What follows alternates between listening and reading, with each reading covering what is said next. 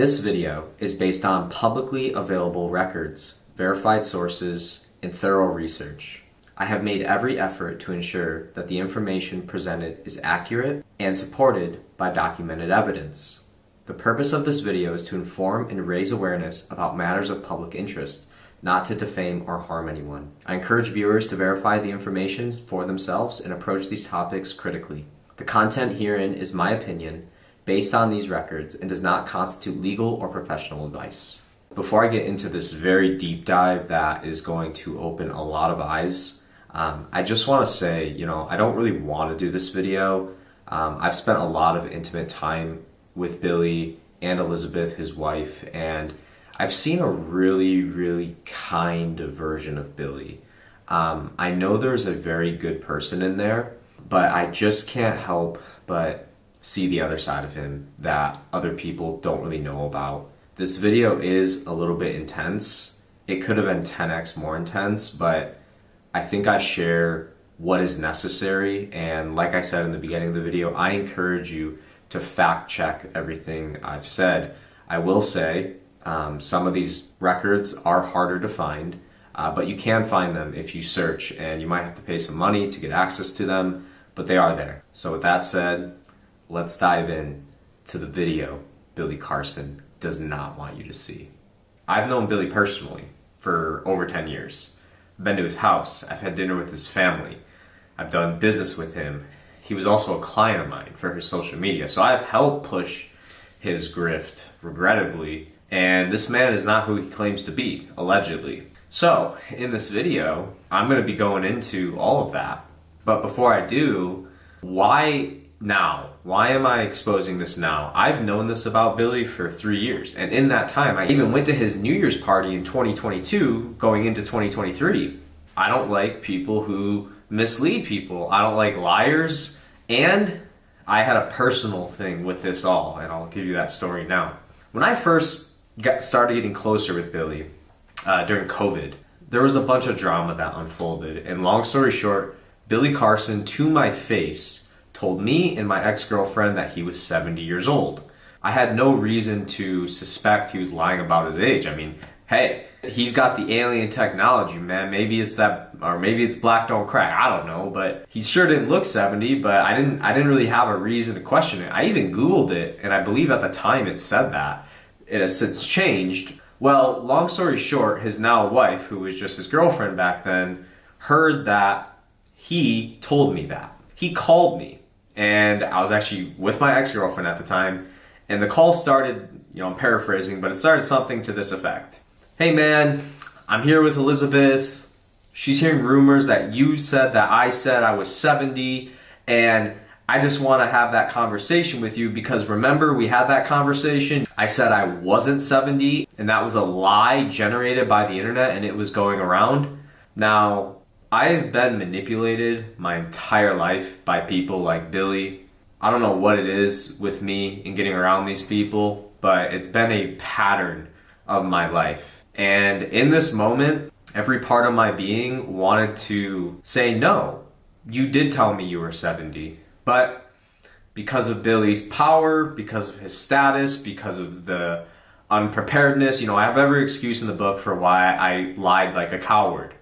But I lied to his now wife. About 2 years later, at the New Year's party I was at, his wife came up to me and we were all drinking, and she brought that whole scenario up. And she was like, that was really weird, this and that. And I was like, yeah, rumors just generate around the internet. So I lied for him again, like a coward.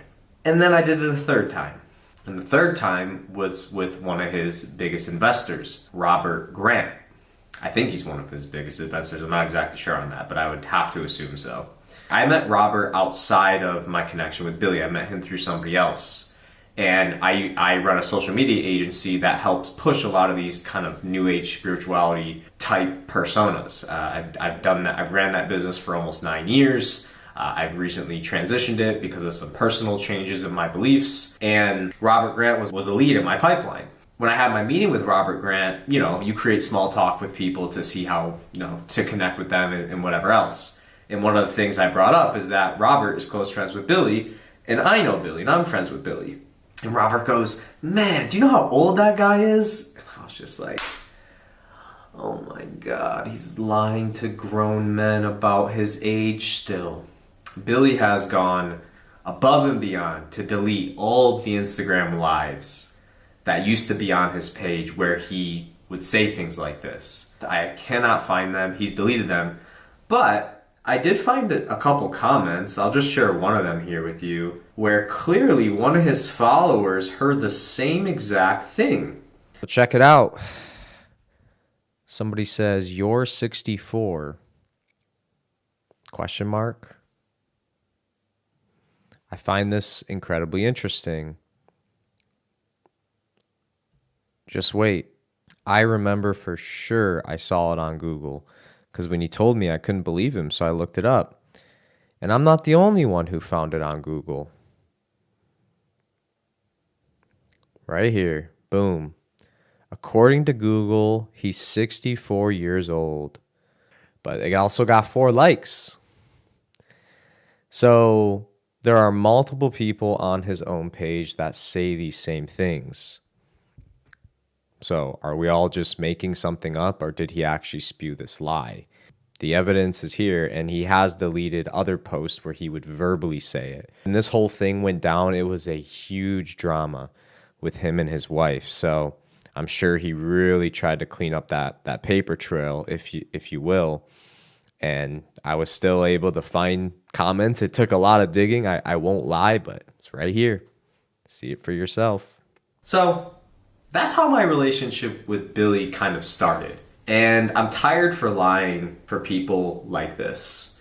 I don't want to make this video. I don't enjoy doing stuff like this. I believe this guy is not who he makes himself out to be. Of course, everything said in this video is my opinion backed by the facts that I could find online. I'm not here to attack Billy's character. I'm not here to make him seem like something he's not. I'm here to show you who he is based off the clues he's left.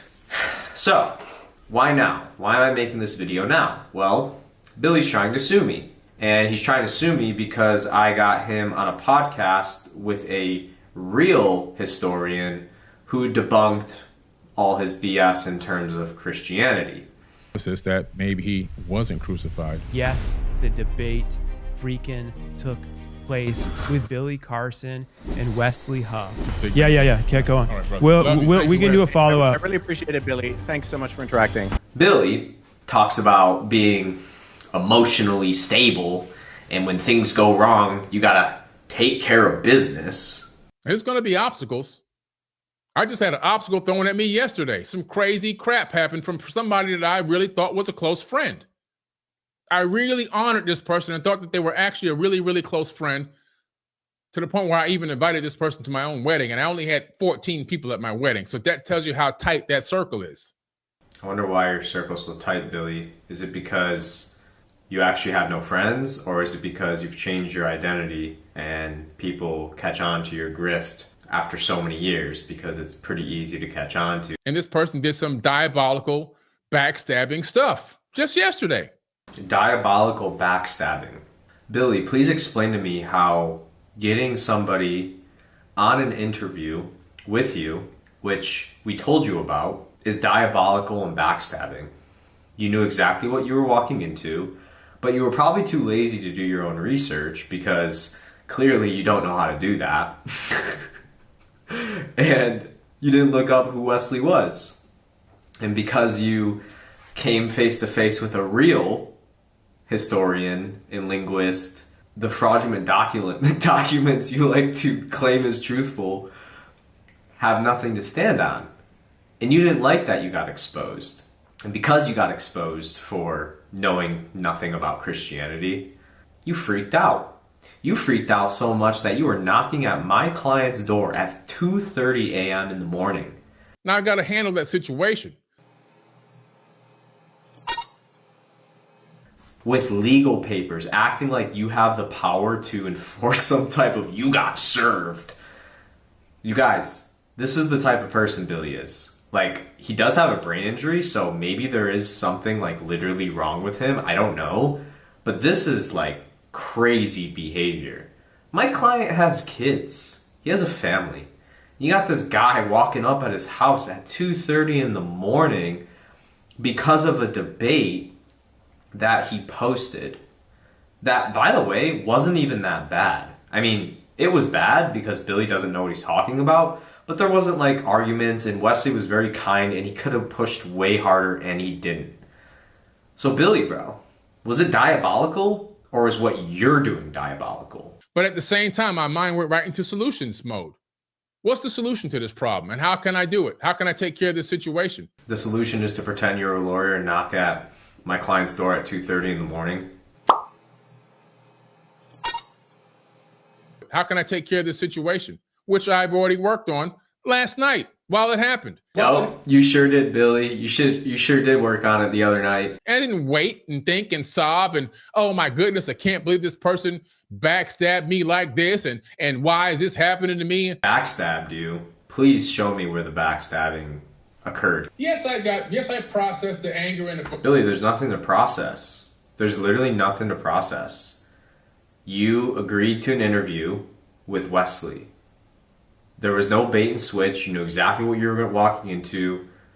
We told you we were going to talk about religion, but you don't know what you're talking about. And because you finally stepped foot in front of somebody who knows what they're talking about, you were exposed for who you really are. So, let's talk about Billy's credentials. I mean, he did go on Joe Rogan talking about how he got into all this stuff. Next morning, and I told the teacher I have to go to the library inside the school, Rainbow Park, and I said I need to get all the encyclopedias on aerospace. And she gave me the encyclopedias on aerospace. And that's when I started researching from that exact moment. Wow. And I haven't stopped since. So you were, how old? 8? 7. 7 years old. Oh, my God. Yeah. So he claims he was 7 with Joe, but with Wesley and Mark. But since I was 6, I was studying aerospace. Now, could that be an honest mistake? Sure. But if you're going on Joe Rogan, I would really highly encourage you to have your stories and facts in order. So what are Billy's real credentials here? He claims... And you studied at both Harvard and MIT? Harvard was for ancient civilizations. I took a class and got a certificate in ancient civilizations. And at MIT, I took a class in applied neuroscience and got a certificate in applied neuroscience. Okay, so he says he goes to Harvard. And when you hear these words originally, most people are like, oh yeah, like he graduated from Harvard. Billy Carson did not graduate from Harvard. Billy Carson did not graduate from MIT. Billy Carson took a free class that any human being can take on ancient civilizations at Harvard and neuroscience at MIT. But oh, he's gonna push that in your face like that's something you can't do. This is a recent comment. He tells his followers, nah, Google me. MIT Applied Neuroscience, Kane University, Quantum Physics, Harvard Ancient Civilizations. In the class I'm teaching here, I'll provide you all the sources. Y'all, listen up. You can literally go take these classes at Harvard yourself. This is nothing to be proud of. I mean, and by the way, this is all recently. So clearly he's starting to realize people are catching on to his grift. This is not impressive. And why does his Harvard University credentials say he went to school for 3 years? He says he went for 3 years, but the course he says he took only takes 1 year. Did it take him 3 years to take a 1 year course? That's crazy if so. Or is he just trying to skew the perception of who he really is to continue his grift? That is a question I do not know how to answer. I'll let you decide. He forgot to mention the part where he was an actor. Over dry the beard because that can create itching and irritation. But Billy, despite his quote-unquote education, he also claims he's a scientist. You know, when I go a lot of places, because I'm 6'4", a lot of people, did you play basketball? Did you play football? What do you do for a living? I tell them, I'm a scientist. I'm a scientist. That's what I tell people. And you got just to see the look on a lot of these people's faces when you first tell them that. They're like, huh? A scientist? Like, they're completely shocked. It's like, this black guy just told me he's a scientist. You can see it in their face. Billy, my friend, science doesn't really care about your feelings, yet based off your own words, You like to base your research off what you feel it is. If they ask me questions, I'll continue to try to educate them on what I believe, or show them the way that I feel it is. This is literally the definition of being emotional, which you claim you aren't. But based off your actions and how you do your research, you're clearly emotional. You have no idea what a real scientist is like. Let's talk about Billy's past. He also claims he's not a criminal. And you'll hear him say this a lot. He even made a video back in 2023 to debunk the allegations that certain people had started putting out about him. About that he spent time in jail, about that he was arrested for identity theft, and all these different things that he claimed are not true. He put a video out about it. Unfortunately, I can't find the video. The reason he probably deleted it is because he probably tried to debunk something that was actually true. And probably Elizabeth or somebody close to him was like, dude, you can't have this out here because this is a lie. So the video's gone. I found that very interesting. For somebody who prides themselves as being honest and transparent and, a thought leader and all these different things. But when I looked into it, not only is Billy a criminal, but he lies to people about being a criminal. Let's take a look. That's a bit. That one, no, yeah, 3 months. 3 months. That's a year. If you innocent, 3 months is a fucking year. That's a bit. Time. I went on a trip with a friend of mine to Georgia a long time ago. We were kids, basically. And You weren't a kid. You were 31 years old. This was in 2002. He had some marijuana in the back of his trunk. He had not even a lot. I mean, it was personal use. It was less than an ounce. It was in his speaker box. We get pulled over going into Georgia. So they pull us over and everything else.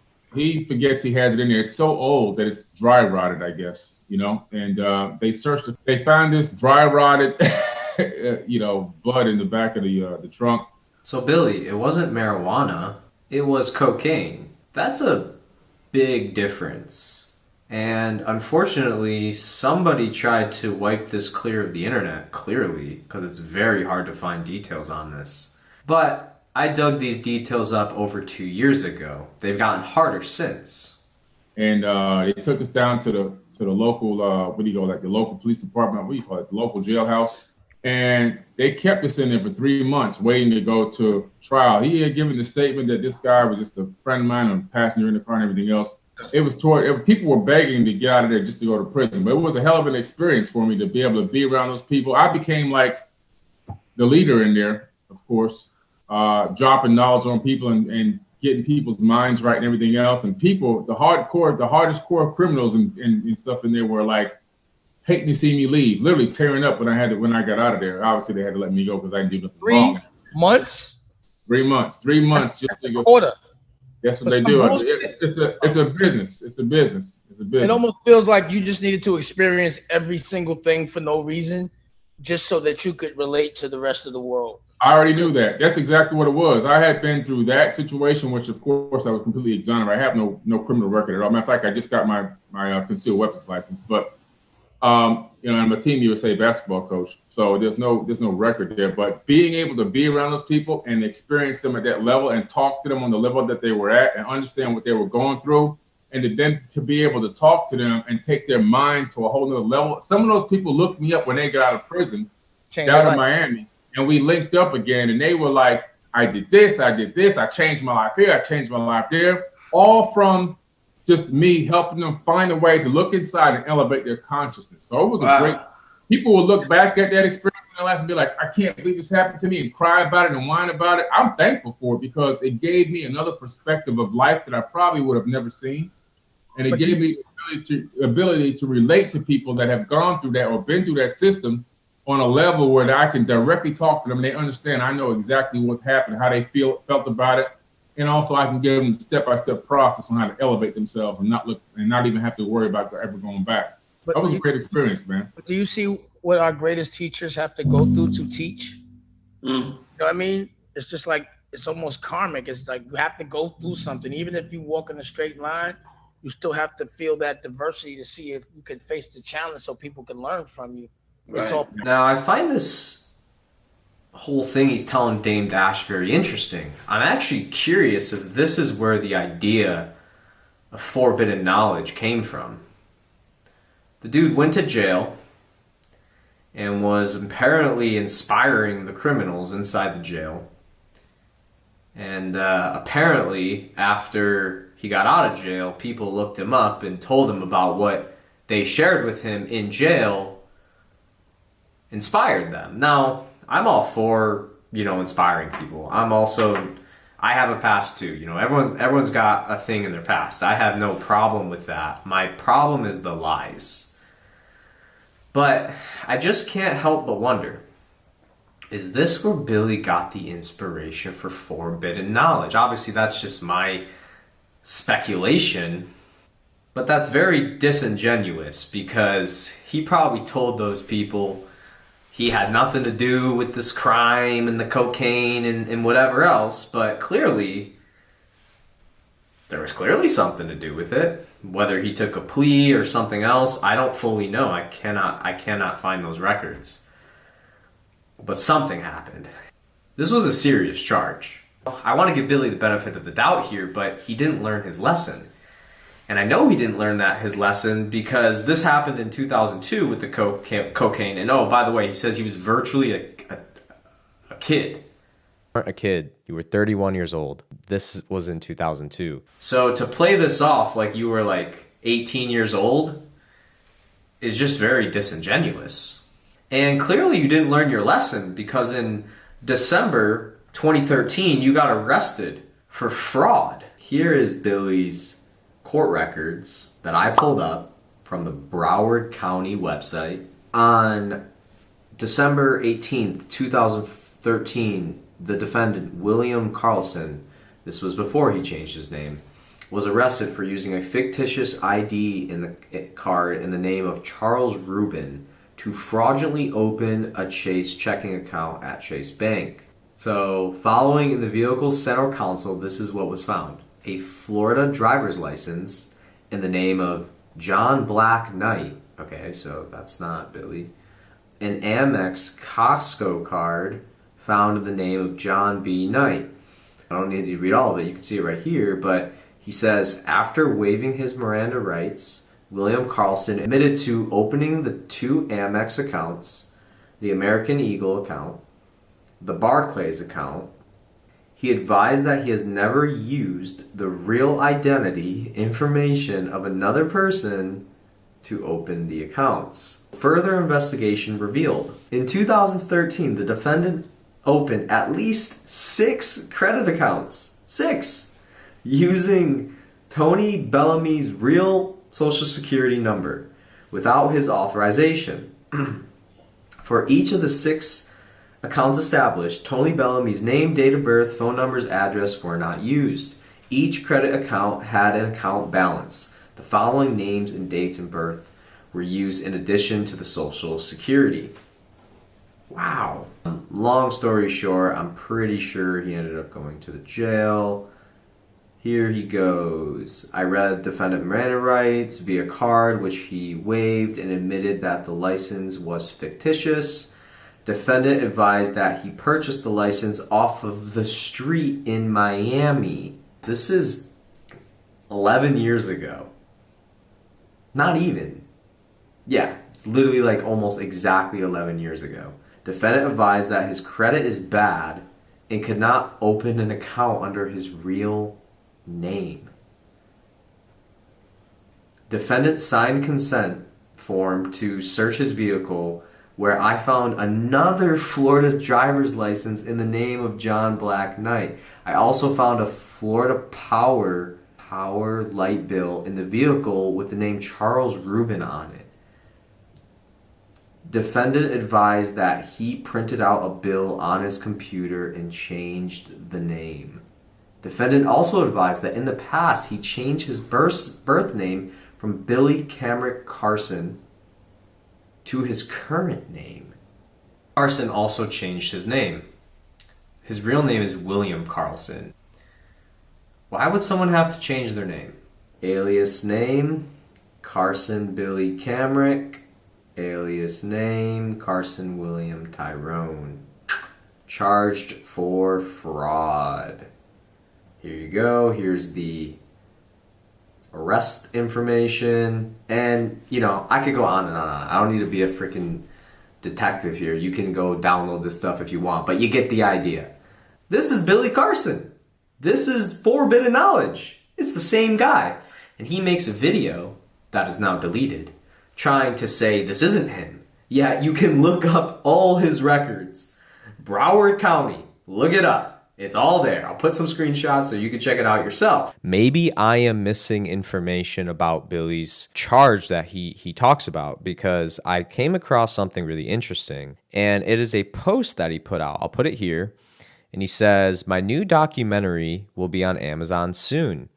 Take a journey with me into the county jail for one night and the extensive process that I had to go through to get my case terminated." Okay, so he acknowledges there was a case, just like he said to Dame Dash. So it all adds up, right? What doesn't add up based off what Billy says is the nature of the case. From what I found, it's cocaine. From what he says, it's marijuana. And it seems like he was going to make a documentary about this. You know, this was all the way back in 2018.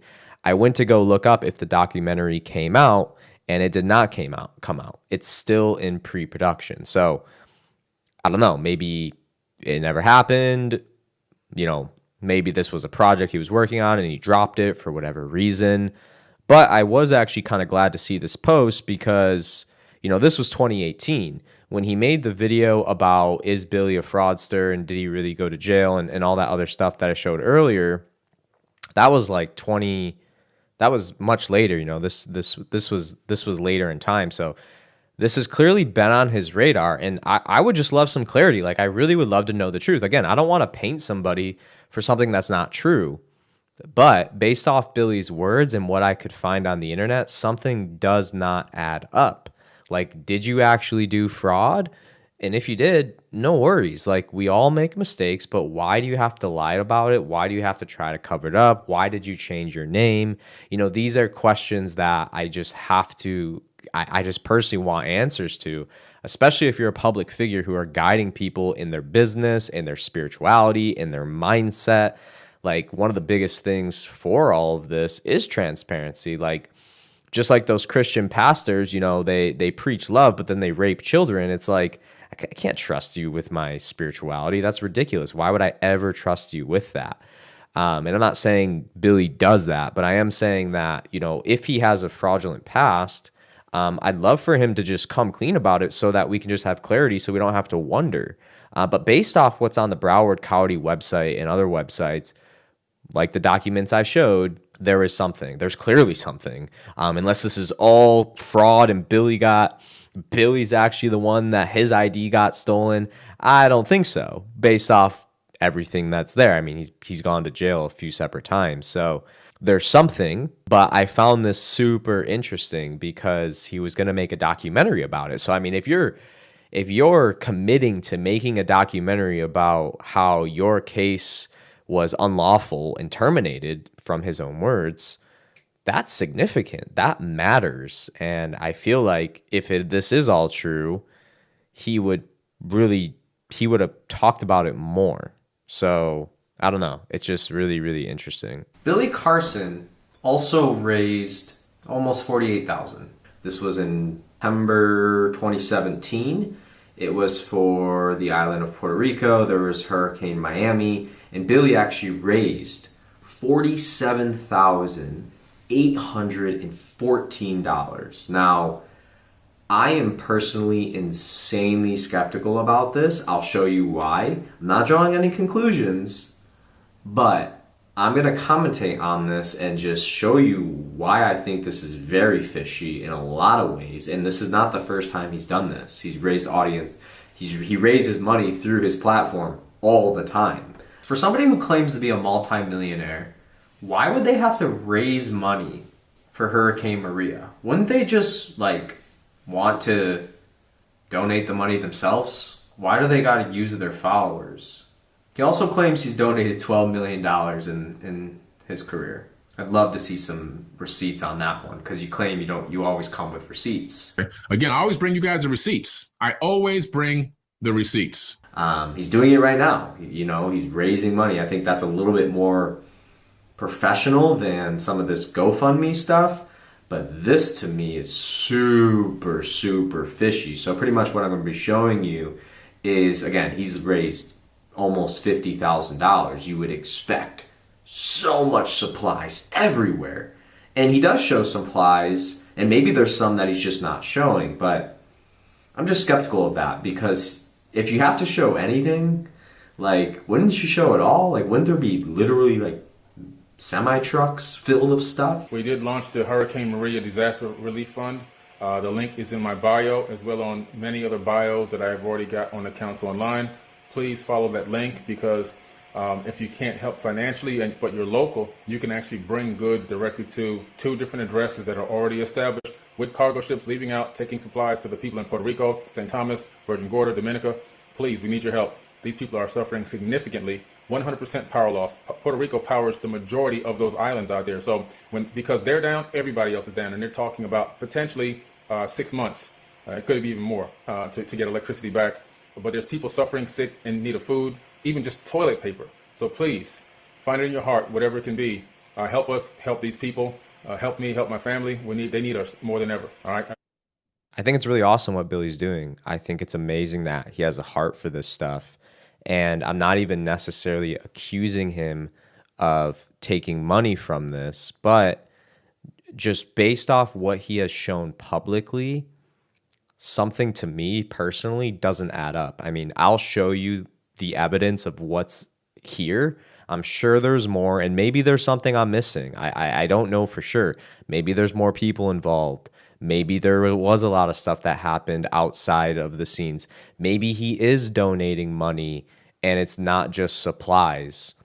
I don't know. But based off what he shows here, it seems to me he's just raising money for food, for water, for diapers, baby wipes.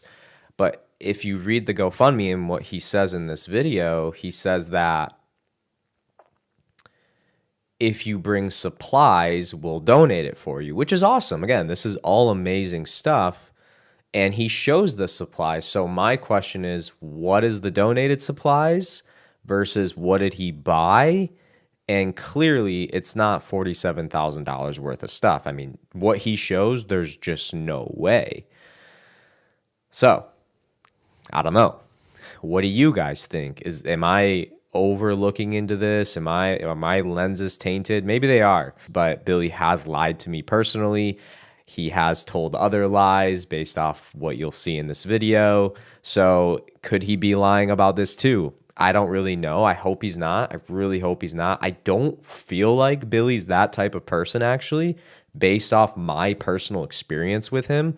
Like, just because he lied to me about his age, that could be for some other reason that I don't know about. I think he lied about that because he wanted to sell his Anunnaki colloidal silver stuff.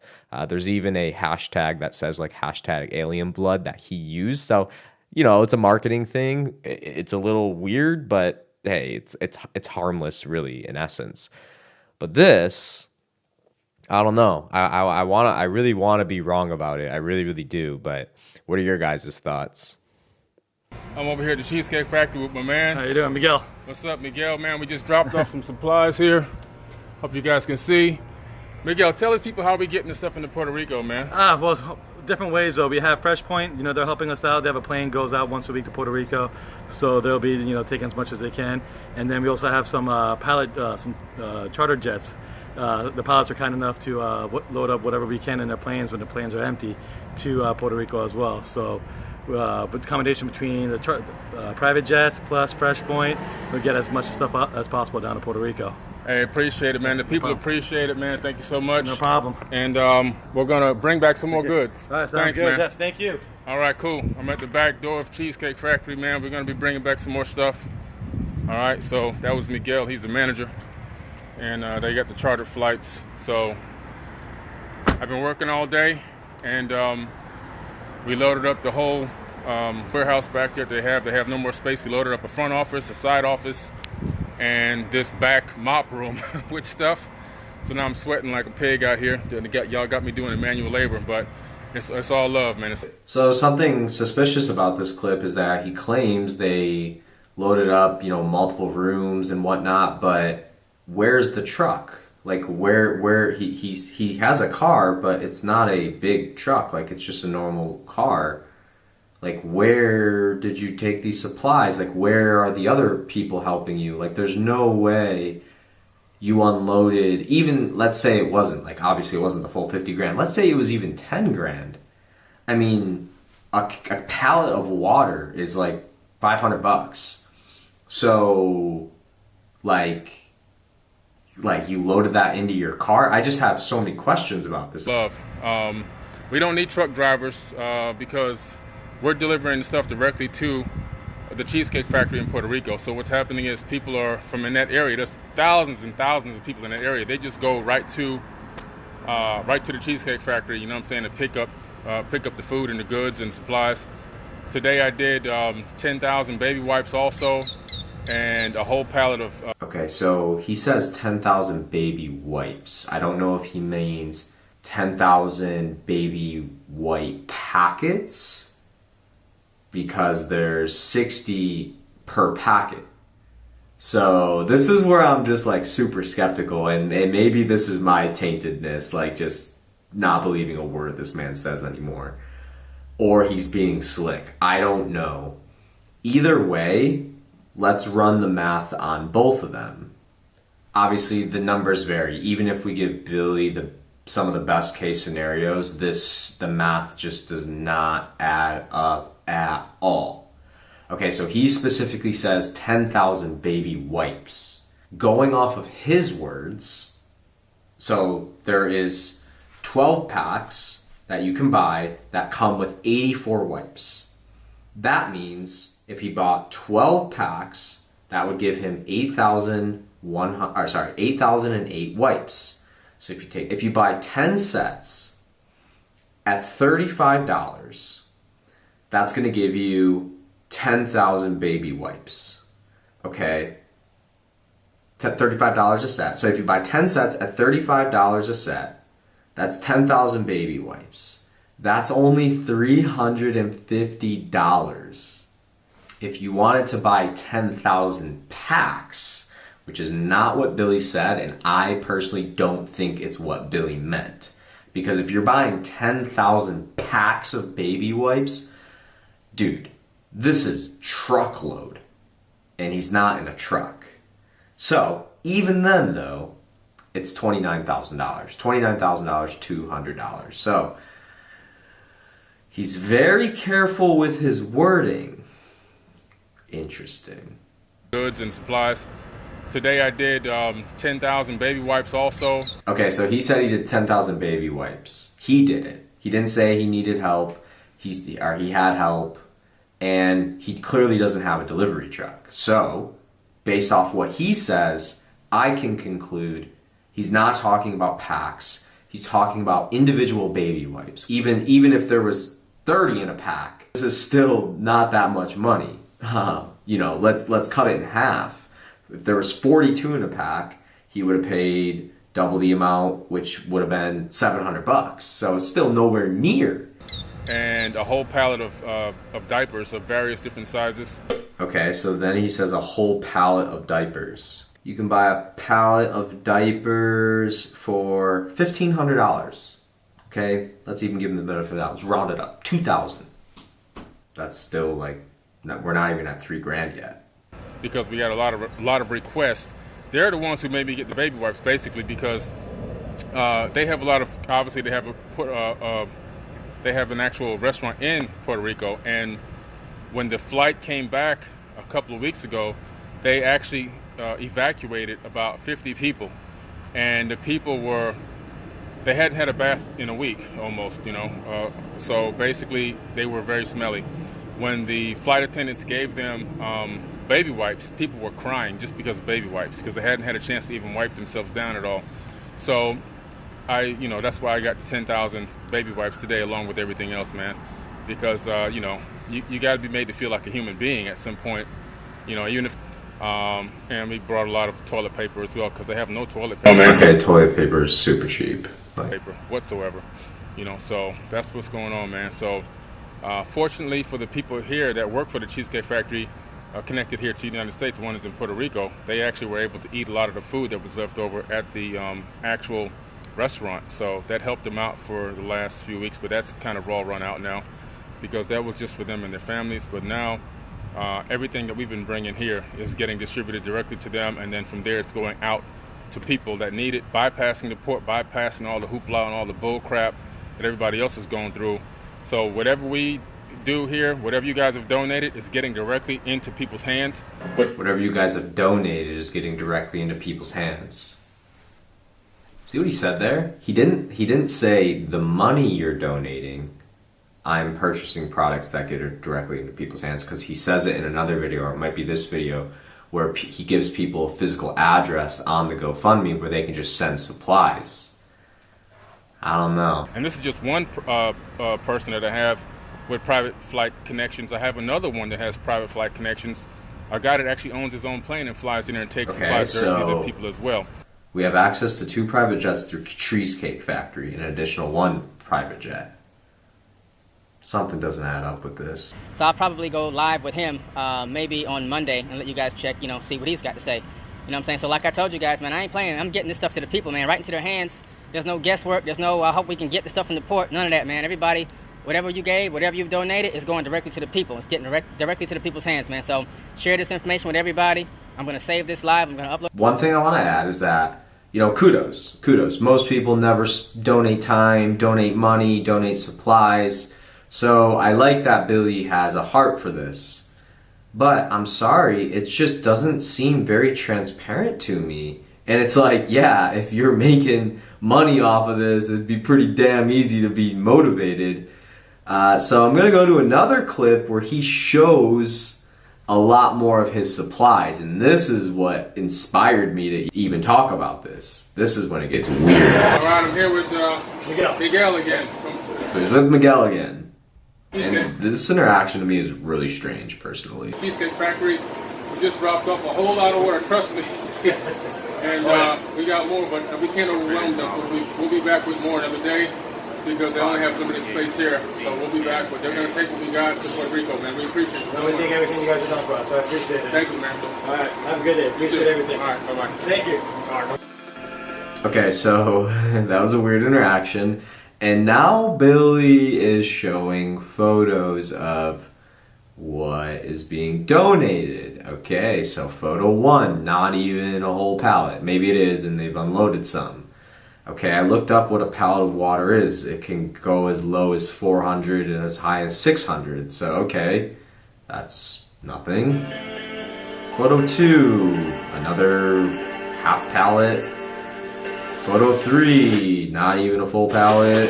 Okay, more pallets. Okay, like, we're maybe at a couple thousand. Okay, he loaded a whole car with water.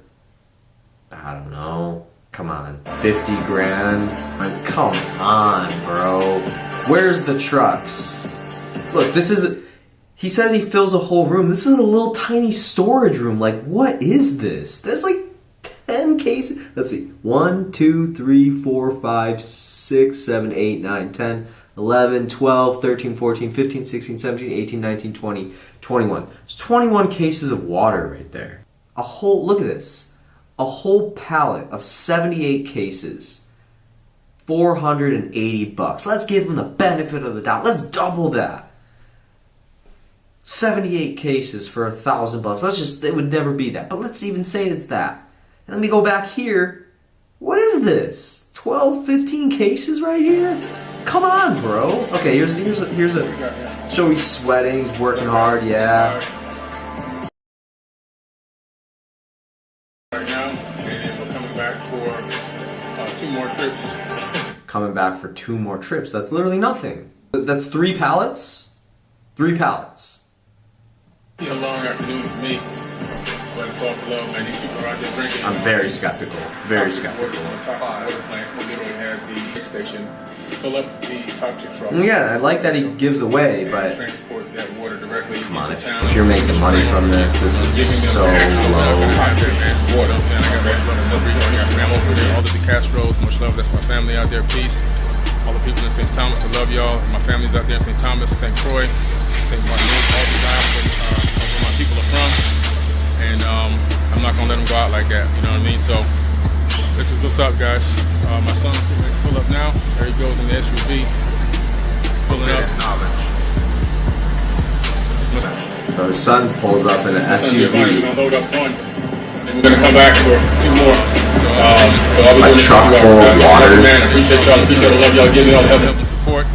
If you want to send items, physical items, and you don't want to send money, then you can just simply go to the GoFundMe link, and there's an address. Okay, this is where he talks about the physical address. You can send the help to, the goods to. I'll pick them up from there on my own penny, my own dime, and take them and drop them off to get delivered. Our products are getting taken over on a private jet, and the private jet brings them directly into town. So there's no mystery as to this stuff getting delivered. It's not sitting at the port like everybody else's stuff. Everybody else's stuff is sitting at the port. Our stuff is going directly to the people that need the help. All right, so we got the connection, we got the plug, we got the private jets, and we're making it happen. All right, so this is what's up, man. I appreciate every single one of you. Thanks for all the positive comments. Stay strong, peace and love from Forbidden Knowledge. Get y'all later. Me and my son getting ready to go to work right now. Cool all right, that we he's got work doing to this. do. He got that connection, direct flight, all that stuff. That's great. But there's still something fishy to this to me. Okay, last one. Okay. Hey guys, Forbidden Knowledge here. Here he is with all his supplies. I just want to show you these hurricane supplies. Guys, we still need more. Okay, so you got a pallet of diapers. We already looked that up. I know it seems impossible that we need more, but we need more. Okay? We need more. Pallet of water. We looked that up. Need a lot more. We have a way to get it to the people. That's a real pallet right there. The new drop-off is going to be at Sedano's, but I'm going to get the location for Sedano's. And if you have any doubt, some more organic beans. Guys, even let's see the receipts for this. I would really love to see I would love to see that $47,800 and whatever, $14, whatever it was. Again, I always bring you guys the receipts. I always bring the receipts. I'd love to see it. If you have any doubt. In case you have any doubt, why would he say that? Like, how is that even in your mind, dude? This is weird. He shows a box of beans. Like, what? Beans are so cheap. Beans. But by probably next weekend, or probably this weekend, it's going to change to a different location. But we got to get more stuff, all right? There's really isn't that much stuff. I appreciate you guys, man. It's really not that much stuff. You got to get more, all right? I see less than 10 pallets of things there. That's crazy. And I know there's multiple, but he made 3 different videos about this. Here's a clip of him picking up the first batch. You got Huggies diapers, it looks like. Is that Huggies? Yep. Huggies diapers. It's reversed, so I can't see. Either way, that right there, I don't know. That doesn't even look like $1,000 to me personally. I mean, how much is a case of water? $10, $15? I don't buy cases of water, but even let's say $30. Like, okay, you got a handful there, and then Huggies diapers, we looked those up. There's really not a lot there. So again, something just seems a little interesting. Okay, so he now discloses what kind of vehicle he's using. He says that all that stuff right there is going to be tight in that vehicle. And then he says he has 2 or 3 more loads of this. So, okay, great. That's awesome. Again, this is all amazing stuff. I'm happy he's giving back. I'm just concerned, did he use all the money that he raised? I don't know. According to what's shown, I mean, 3 loads of that, even if it's $1,000 a load, which it's not, but let's say it was, it's probably like $500 if we're honest, probably even less. But let's just give him the benefit of the doubt. $1,000 load, that's 3 loads, that's $3,000. And then I got a friend of mine who's going to have a pickup truck also for me on Sunday. So we're loading up, guys, getting ready to move on out and make it happen. Baby diapers and water, 2 top priorities from what I understand right now. I appreciate you guys. Follow the link in the bio. And Rasty Rawls is working on another U-Haul truck to pick up a couple tons of goods that we got out there in Texas right now. He's going to grab those and bring them over to the location, and he'll be videotaping that when he gets done with that. But right now I'm going to load these. Okay, this is information to me. He had not mentioned that guy in any other videos. Okay, so maybe there is something I don't know. He says he has a U-Haul truck full of stuff. Is that a U-Haul truck that he bought supplies with? And like, if Billy's raising the money, why is somebody else buying the supplies? Or was that supplies donated? And he also says he's in Texas. Billy's is in Florida, and the drop-off stuff is in Florida. So to me, it wouldn't make any sense to pay all this money to take a U-Haul truck from Texas to Florida. Like, something that just is weird to me. Why would you do that? Like, why wouldn't you just buy the goods in Florida and bring them to the drop-off location? And again, like we got to take his words for truth. I'm sure there's somebody else involved. I'm sure there's a U-Haul. But if you think about it logically, just in the gas money, why would you do all that? Like, it just seems a little weird. I also I'm also going to look for this video to see if I can find it anywhere. And if I do, I'll share it, but I don't think I will. Okay, now here's a video with more meals. He says 3,000 meals for Puerto Rico.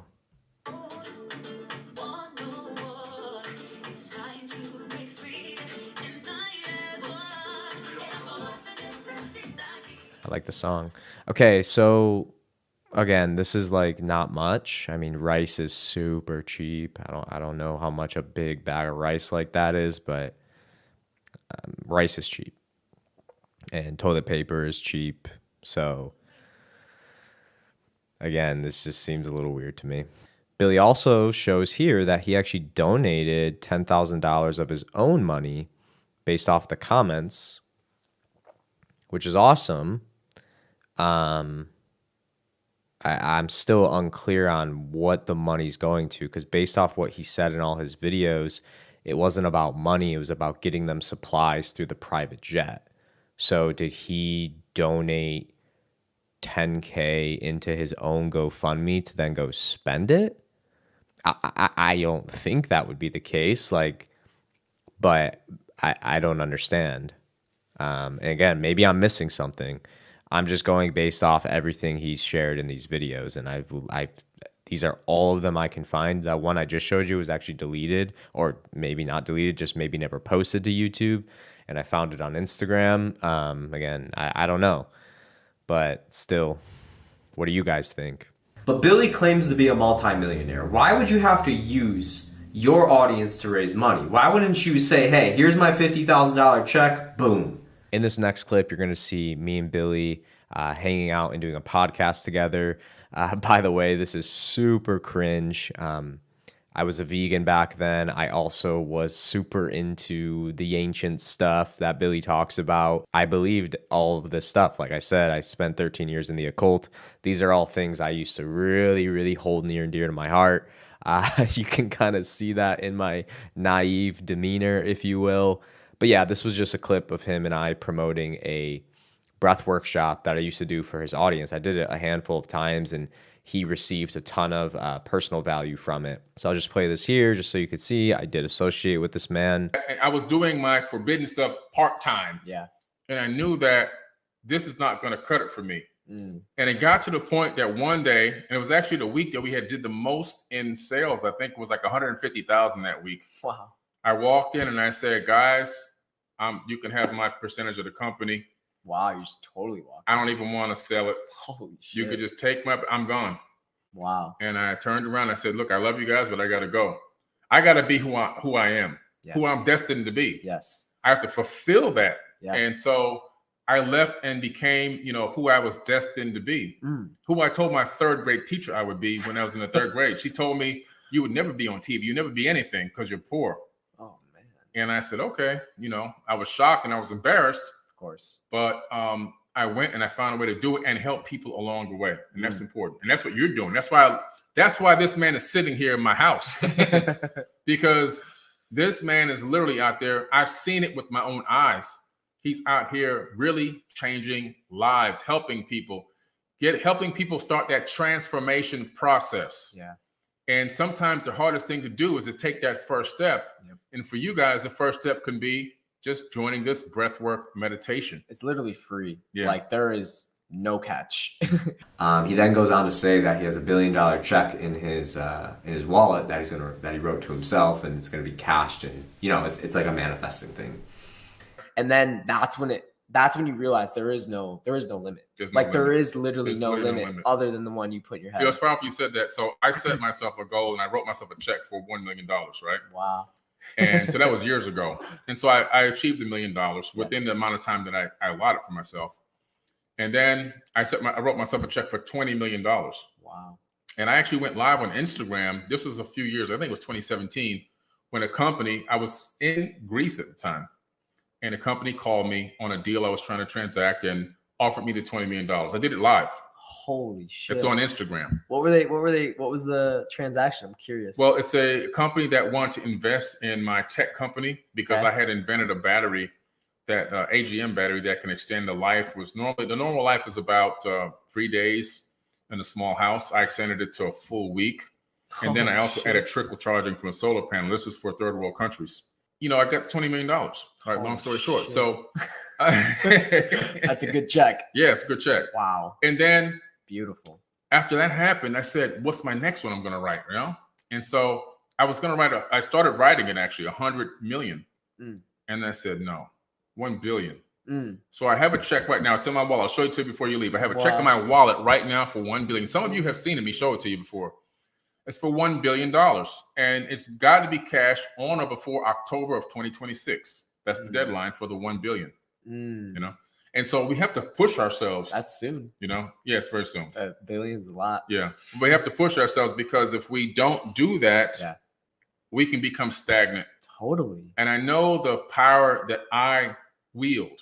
Yeah. Some people don't know the true power that's in them yet. They're still trying to figure it out. But I know my power. Yeah. I understand it. Yeah. And he says, I'll show you before you leave. I never saw the check.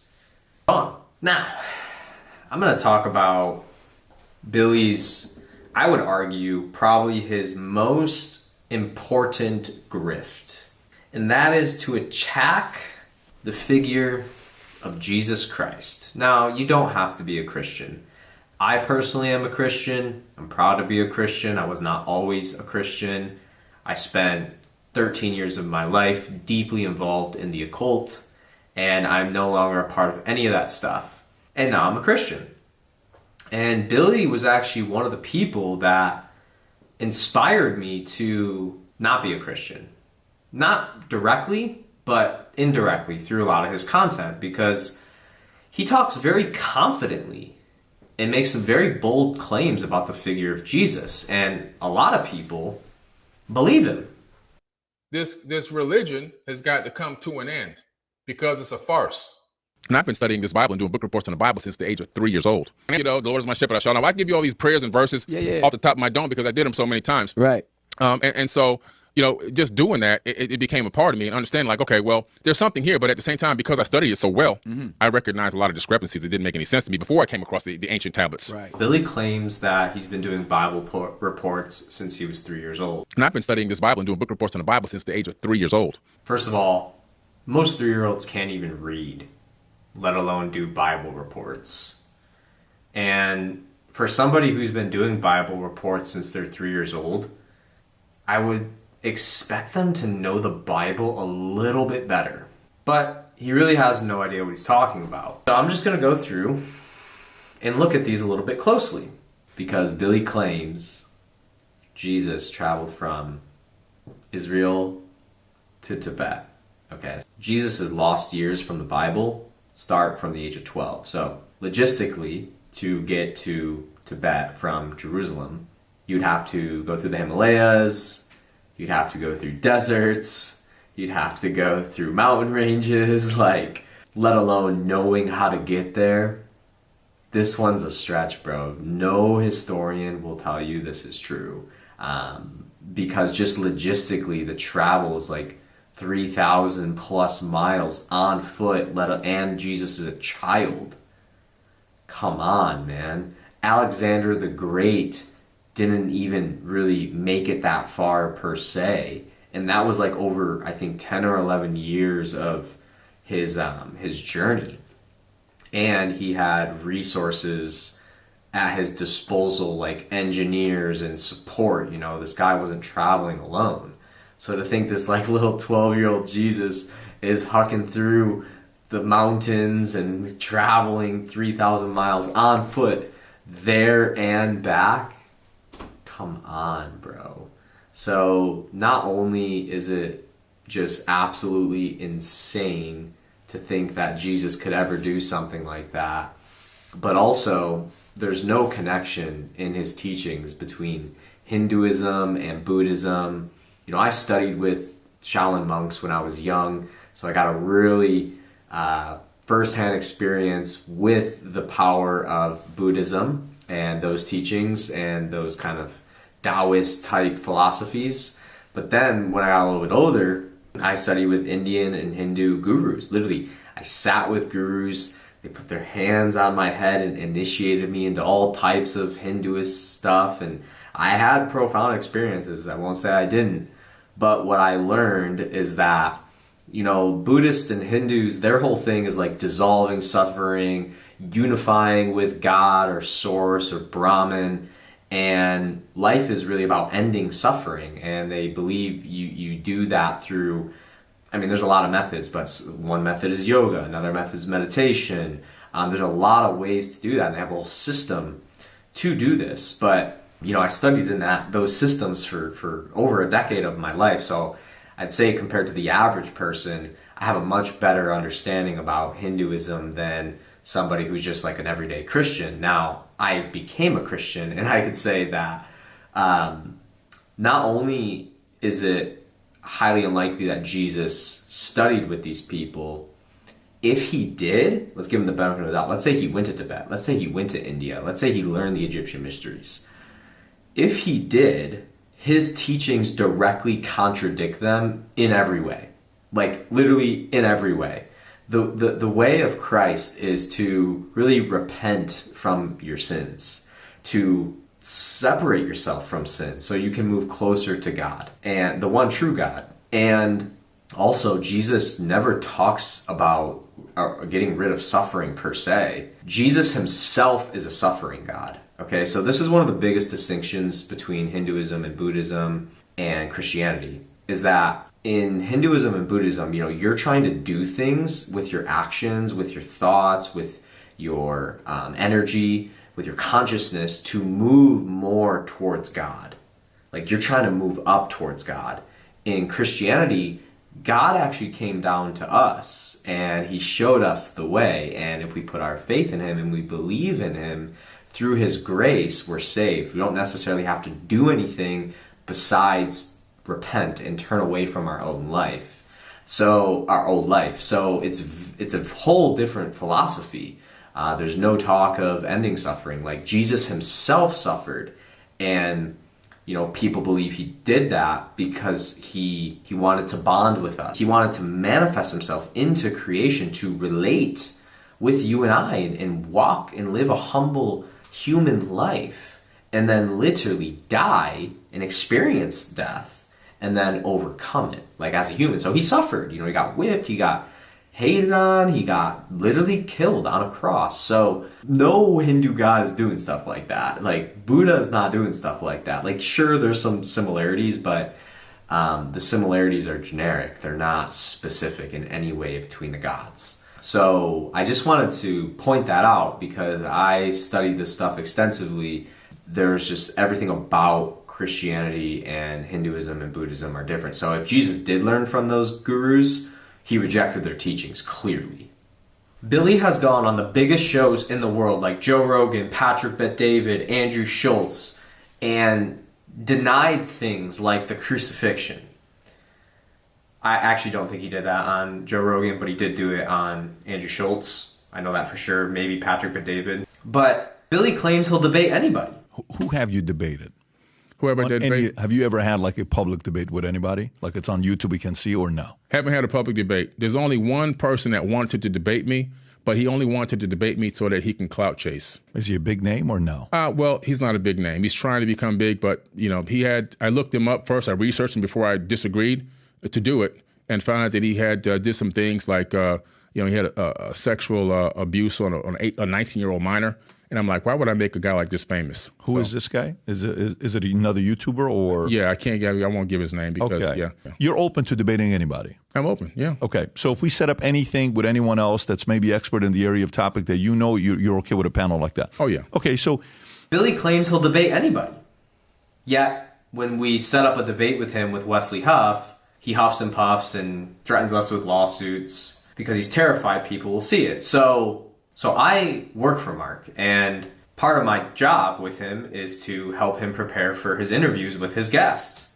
So knowing what I know about Billy, knowing I've watched his interviews just bashing Jesus, I thought, let's start off with something like the crucifixion. Let's hear what Billy has to say about the crucifixion against someone like Wesley, who also has a lot of knowledge and research and education around the crucifixion. If you want to, I guess, go first, Billy, as to how you came about like the findings where it seems that Jesus was not crucified, or that's not accurate. The statement is according to the Sinai Bible. Okay, according to the Sinai Bible, Jesus wasn't crucified in that Bible. That Bible predates the King James Version of the Bible. The text there actually is about 12 to 14,000 differences between the Sinai Bible and the King James Version of the Bible, which came much later. And then also one of the things that were interesting is that they discovered the book of Jesus' wife, which is at the Harvard Seminary. According to some scholars, that's a little controversial, but they claim that this is an accurate record that Jesus may have even been married, which then, adds more, if that's true, it adds more to the hypothesis that maybe he wasn't crucified. I really appreciate the fact that you seem to have investigated to a certain degree some of these facts. Do you mind if I ask a clarifying question? Sure. When you say the Sinai Bible, what are you referring to specifically? It's the biblical text that was written. It made it into you can actually look it up on Amazon. It's a Bible I have a version at home. It's called the Sinai Bible, right, from Mount Sinai. I'm assuming that's the mountain that they're referencing there. But they put together their own version of the biblical text prior to the King James Version being put out. Sure. So when you refer to the Sinai Bible, would you be referring to Codex Sinaiticus? Like the codex that comes? Okay. That's why I was trying to get some clarification, because so you can actually go and see Codex Sinaiticus is at the British Library. So you can go and see it. It's on display. And the British Library has actually digitized the entire manuscript. So I work with manuscripts in my linguistic work. I'm an expert on early Christian scribal culture, and particularly in Greek and Coptic manuscripts. I actually have a facsimile. So I have a photocopy that was done by the British Library of Codex Sinaiticus that I work with in my office. Okay, I'm sorry, but I thought this was pretty badass when Wesley just turned around and grabbed Codex Sinaiticus right off his bookshelf. I think in this moment, Billy realized, oh shit, I'm screwed. So I have it here. And the only reason I asked for clarification is because I want to make sure that what I'm addressing is actually what you mean. Gotcha. And not addressing something else. Because the Codex Sinaiticus in particular is just it's a 4th century Greek manuscript. Mm-hmm. It comes from approximately between 325 and 350 AD. And its text of the Gospels reads almost identical to the modern Greek text that we develop translations from. So my curiosity is just simply in kind of exploring when you say that it denies the crucifixion or that the crucifixion isn't there. I mean, I can go on right now, Codex Sinaiticus, and I can look up the end of, say, Matthew 27, where it has Jesus being crucified. And that's in Codex Sinaiticus, or, the John 19, or any of the other ones. So I think my confusion is that it doesn't read any differently. So actually, are you able to pull up a website with the like viewers are? Where was that piece I found discovered? the text where I was referencing. Actually, I was misquoted. I misquoted there. It's the Gospel of Barnabas. Wow, how convenient, Billy. You've gone on some of the biggest podcasts in the world, and you've been saying this garbage since 2017. And you just misquoted. Oh, some of you listening might be like, oh, it's no big deal. You just misquoted. You gotta understand, the crucifixion, the resurrection of Jesus Christ is what makes Christianity legit.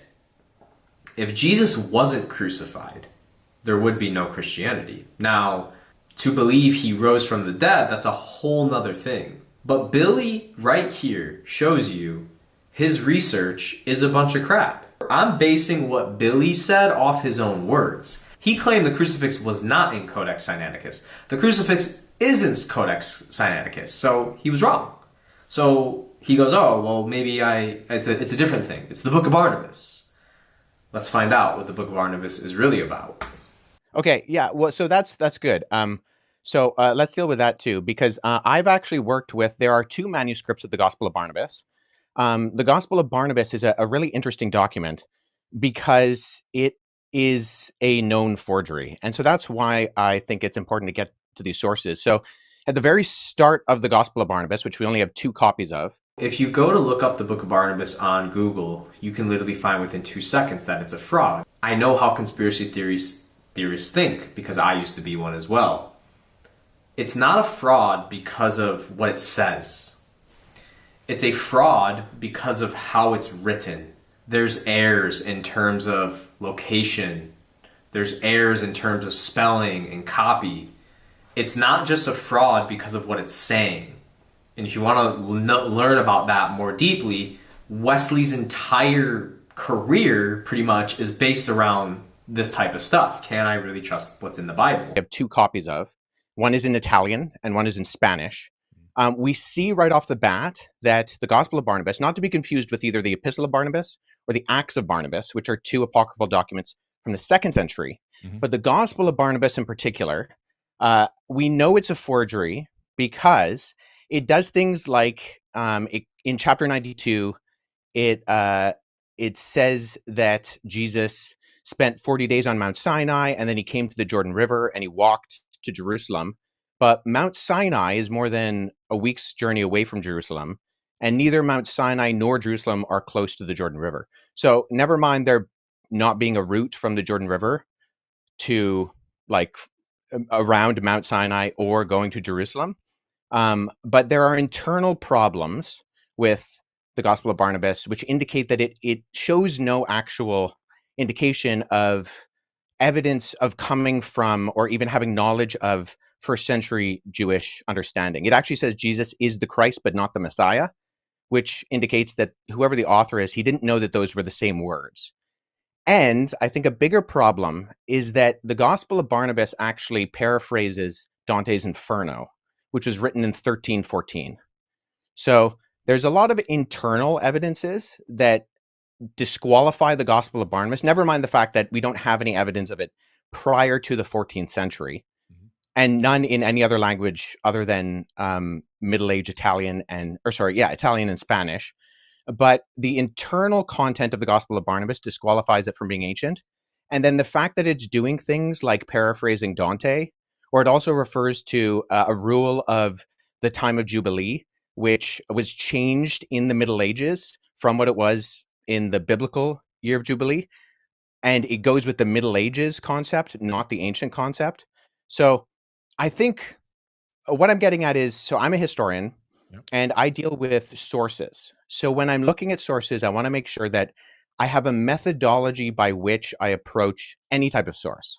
So if there is something that denies the crucifixion, I want to make sure that I'm analyzing it and that the methodology by which I analyze it actually reveals that the content can be accurately tied to the event. So if we're talking about, say, Codex Sinaiticus, that's in the 4th century. Now that is, I would agree with you, Billy, our oldest copy of the Bible in the sense of cover to cover, Genesis to Revelation copy of the Bible. Right. The problem is that we have individual copies of all 4 Gospels going back hundreds of years before Codex Sinaiticus. So I have a facsimile behind me of P66. This is a late 2nd century copy of the Gospel of John. I work with this particular manuscript. I can just show the screen right here. This is an almost complete copy of the Gospel of John. And it has the crucifixion. By any chance? Yeah, so papyrus is just the what it's made out of. So it's on. I got that from ChatGPT, by the way. Yeah, sorry, so guys, I'm just I trying can to sound actually smart for a second. I have that papyrus at home. Oh, that's so I'll show you this. So the documents you actually see on my bookshelf behind me are facsimile papyri that I've made. So when I was in Egypt last summer, I went and I got made for me some papyrus sheets. And so I take these papyrus sheets, which are made from the papyrus plant. And then when I go and I look at actual manuscripts, so I was at the University of Philadelphia last summer, and I went and I saw a document called P1, which is a 3rd century fragment of the beginning of the Gospel of Matthew. And so what I did is I sat down with that original and I produced a facsimile. So I copied the text. First of all, I cut it out with an X-Acto knife in not the original 3rd century one on my papyrus. I cut out with an X-Acto knife this guy, and then I copied the text transcriptionally on the front and the back. So papyrus is just simply, it's what it's made out of. Yeah. And so there's categorizing systems, and the standard one is called the Gregory Alland categorizing system. And so sometimes you'll see when manuscripts are mentioned, they'll have a GA and then a number behind it. If it's made of papyrus, you simply abbreviate the word papyrus to P, and then you have the numbering system. So P66, what I showed you earlier, that's this on the categorizing system. It's the 66th manuscript that was put into the system. It's from the Gospel of John. I also have, P46 and P47 on my shelf, which includes all 4 Gospels and Acts from the 2nd and 3rd centuries. So the only hesitation I have with what you said, Billy, is that we have single copies of the Gospels that can be dated to the 2nd century that all do have the crucifixion. And so if we're relying on something like the Gospel of Barnabas, which is not just like, it's not that there's debate about it, it's that it's a known forgery. I mean, no one's referring to the Gospel of Barnabas as anything other than... If you say it's a known forgery, yes, but I'm going to go with that. Let's talk about the Old Testament a little bit and leading up in. And Billy just casually admits with Wesley, oh, if you say it's a known forgery, I'll go with that. It's a known forgery. This is very confusing to me. How is it possible that you go on the biggest shows in the world? You've been spewing this lie since 2017. And within less than 5 minutes, you are now on board with Jesus being crucified? Are you gonna retract your statements? No, of course not. And I want you to see the fragility in this man and how he really has no idea what he's talking about and how he tries to confuse you with word salad. Because in this one clip, he told 3 lies. Lie number 1 was the Sinai Bible, which he misquoted. He meant Codex Sinaiticus, has 12 to 14,000 different translations than the modern day King James Version of the Bible. First lie, not true. They're almost identical, as Wesley puts it. Sure, there's some small things, but they're nearly identical. Lie number 2, Jesus wasn't crucified. That's a pretty damn big claim. Lie number 3, the gospel of Mary's wife, or the gospel of Jesus' wife. So, do you see how he throws these things and he stacks them and then he tries to move on? See, I'm glad Wesley was sharp here because he caught Billy. He said, wait, you said this, you said the gospel of Jesus' wife. Let's talk about that. When Billy was trying to jump to the Old Testament really quick. But if you really go sentence by sentence with Billy Carson across all his interviews with Joe Rogan, with Patrick Bet-David, with Andrew Schultz, just go sentence by sentence and look up this dude's claims, you'll realize most of what he's talking about is complete nonsense. Let's talk about the Old Testament a little bit and leading up into the New. Well, hold on, because do you mind if I address the Gospel of Jesus' wife? Sure, go ahead. What was her name? Yeah, I'm just curious. So the Gospel of Jesus' wife doesn't actually mention. So oftentimes what happens is that the text of the Gospel of Jesus' wife is kind of paralleled with the Gospel of Philip, which mentions that that Jesus would kiss Mary Magdalene on the mouth. And so those are kind of used in parallel to kind of for this argument that Jesus was married. So the Gospel of Jesus' wife is in the Harvard Library. However, the reason we know it's also not legitimate is because even though the manuscript, the papyrus that it's on, was carbon dated to the 4th century, the text was actually copied from a PDF version of the Gospel of Thomas known as Grandin's Interlinear. And there was a mistake in the Coptic text of Grandin's Interlinear that was copied into the Gospel of Jesus' wife. So we know that this is not a legitimate document, even though the papyrus is ancient, and this happens a lot with forgeries. I have a couple of friends who have actually worked on projects that have revealed forgeries within Dead Sea Scroll manuscripts and within other ancient Christian papyri. But the reason why we know the Gospel of Jesus' wife, and that Karen King, who kind of vouched for it and she lost a lot of credibility, unfortunately, for her, and she's admitted that it's a fake as well, was because we can tie it directly to not copying from an ancient text, but actually copying from an online version of the Gospel of Thomas in a PDF form.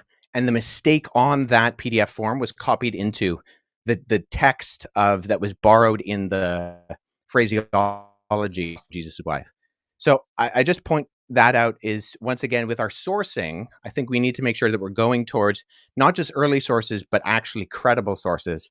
And unfortunately, neither the Gospel of Barnabas nor the Gospel of Jesus' wife are credible sources in terms of actually, and agreed upon by not just the vast majority of scholarship, but I don't know anybody in the field of papyrology, paleography, historiography, who actually refers to these documents as being legitimate. That's fair enough. I can respect that. So let's go into There's a woman who's named Karen King. She popularized the Gospel of Jesus' wife. What Wesley's saying, he's very smart, so I'm going to help break it down a little bit, is that same gospel, first of all, was found recently, and it was pretty much copied from another known fraudulent document called the Gospel of Thomas. And the reason they know it was copied is because there's an error in the Gospel of Thomas. And that same error is found in the Gospel of Jesus' wife. These are types of things that Wesley studies so that he can debunk and decode what's real and what's not. And Karen King even admitted it was a forgery. And I'm sure Billy could find that. Because when I Googled the Gospel of Jesus' wife, lo and behold, within 5 seconds of researching, I was able to see that Karen King admitted it was a fraud. This is very disappointing, Billy. I wanted to believe in your alien theories, bro.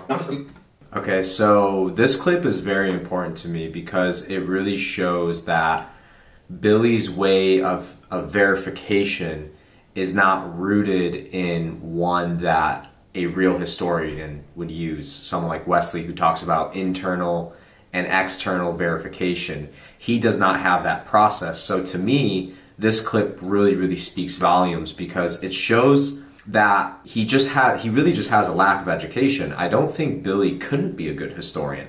I actually think he could and he should be because he has a very interesting mind. But this to me revealed everything I needed to know because it just shows that he really doesn't understand that there is more of a process of verification versus just traveling to a site, talking to tribes, reading, cave art and wall paintings and other things he references, and that you actually have to have a methodological approach to even something like oral verification. And he says, well, even the Bible is, oral, and Wesley's like trying to kind of answer him, but he doesn't really get his full thought out. But I still think it kind of speaks volumes, at least for me. Yeah. The Aboriginal elders, same thing. They were seated here by Pleiadians. This is their verbal handed down history for thousands of years. And I can go around the world and I can come up with all this information from all these eyewitness accounts from people that should be respected, dignified, and shouldn't be scoffed. And that we're now saying that all this information that they've put forward, all their verbal handed down history, all their written history, that's got to go to the side, because this one text is 1,000% accurate. Sure, but so my question is, most of that is oral history, correct? Oh, it's all oral history, even the Bible. Okay, so when we're engaging with oral history, what methodologies are you using to confirm that the orality is accurate? Oh man. Well, first and foremost, some of these texts some of these cultures have written down information in caves. You've got cave paintings. The Dogon tribe actually have not only written down. Sure. No, I don't disagree with that. The question is one of historic. Sorry, I didn't mean to interrupt you there. The question is one of methodological analysis. So you have to have a method by which you can find either that something is falsifiable or that there are avenues by which you can show internal and external accuracy of credibility. So this is what we do with documents. This is what we do with the ancient gospels. This is what I do. I've worked on Xenophon and Plutarch, and we look at the internal evidences and the external multivalent corroboration to try to figure out, okay, yes, we have all these stories. Great. I don't deny that. But as a historian, as someone who's trying to figure out what is accurate, how do you know if I use the term verisimilitude, do you know what that term means? No, but I can tell you this. Tell me how the Dogon tribe saw Sirius B, knew the orbit of Sirius B, a trinary star system, accurately, and can show you the orbit with a special tool that they made that was given to them by these people. How do they know the shapes, the sizes, the colors, and the orbital pattern of all these planets in our solar system and other star alignments that they would use to have something called the Ziggy and planet and their own harvesting and planting and so forth and so on? That's not enough evidence that there's something. Well, I'm not aware of that particular case. And even, I mean, I would grant that, the ancient people are far more technological advanced than we give themselves credit for. Just because they're ancient doesn't mean they're stupid. I am well aware, as someone who has done both investigation in the past and done archaeological analysis, that is a reality. So look, we're talking about the Bible right now, and Billy is trying to bring up something about the Dogon tribe. And like Wesley says, he's not saying ancient civilizations are dumb by any means. Anybody with a brain will know that. But what he is saying is, Billy, you've made some crazy claims about Christianity. How are you verifying these things? And he can't answer it because he's not doing it. It's that simple. My question is simply, okay, you have these stories or you have these accounts. You're referring to them as eyewitness testimony. How are you going about verifying that as that? Well, if the people had eyewitness testimony about Jesus, they then just wrote down their eyewitness testimony on a piece of paper or parchment paper or papyrus. So these people... Right. So that's where internal methodological analysis... Some of it's actually written down. So, I mean, it's the same exact thing. There's really no difference. Well, no. So you do internal investigations to figure out when something was dated. So something like so when I use that term verisimilitude before, that's something we as historians are looking for. It's a term that simply means the appearance or likelihood of truthfulness. So when you do historical analysis, it's an inference to the best explanation. So you have proof and you have data, and you're extrapolating that data on levels of probability. So some things can be confirmed as high probabilistically true, and other things are lower in their probability that they happened. But there are different methodologies, different ways that you explore historically how that happens. So for the Gospels, you look at... With the Dogon tribe, scientists went there to visit the tribe, and they still have no answers because they used their modern science. They took the best scholars to visit these people, and they're still scratching their heads. Something happened there. Sure. And I'm not even denying that necessarily, but the question is, okay, we need different levels of evidence and exploration. not just scientifically, but historically, to derive something as eyewitness testimony. Now, we have mountains of that, and I'm more than willing to go into some of that with the Gospels as early eyewitness testimony that can be verified externally and internally.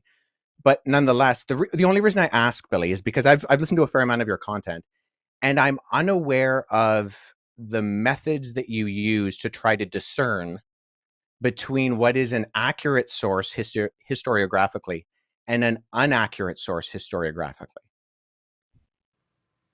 Well, does that make sense?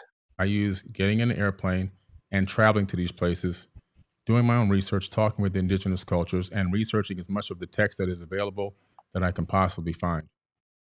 Okay, so I don't dispute that, and I do believe you have done that.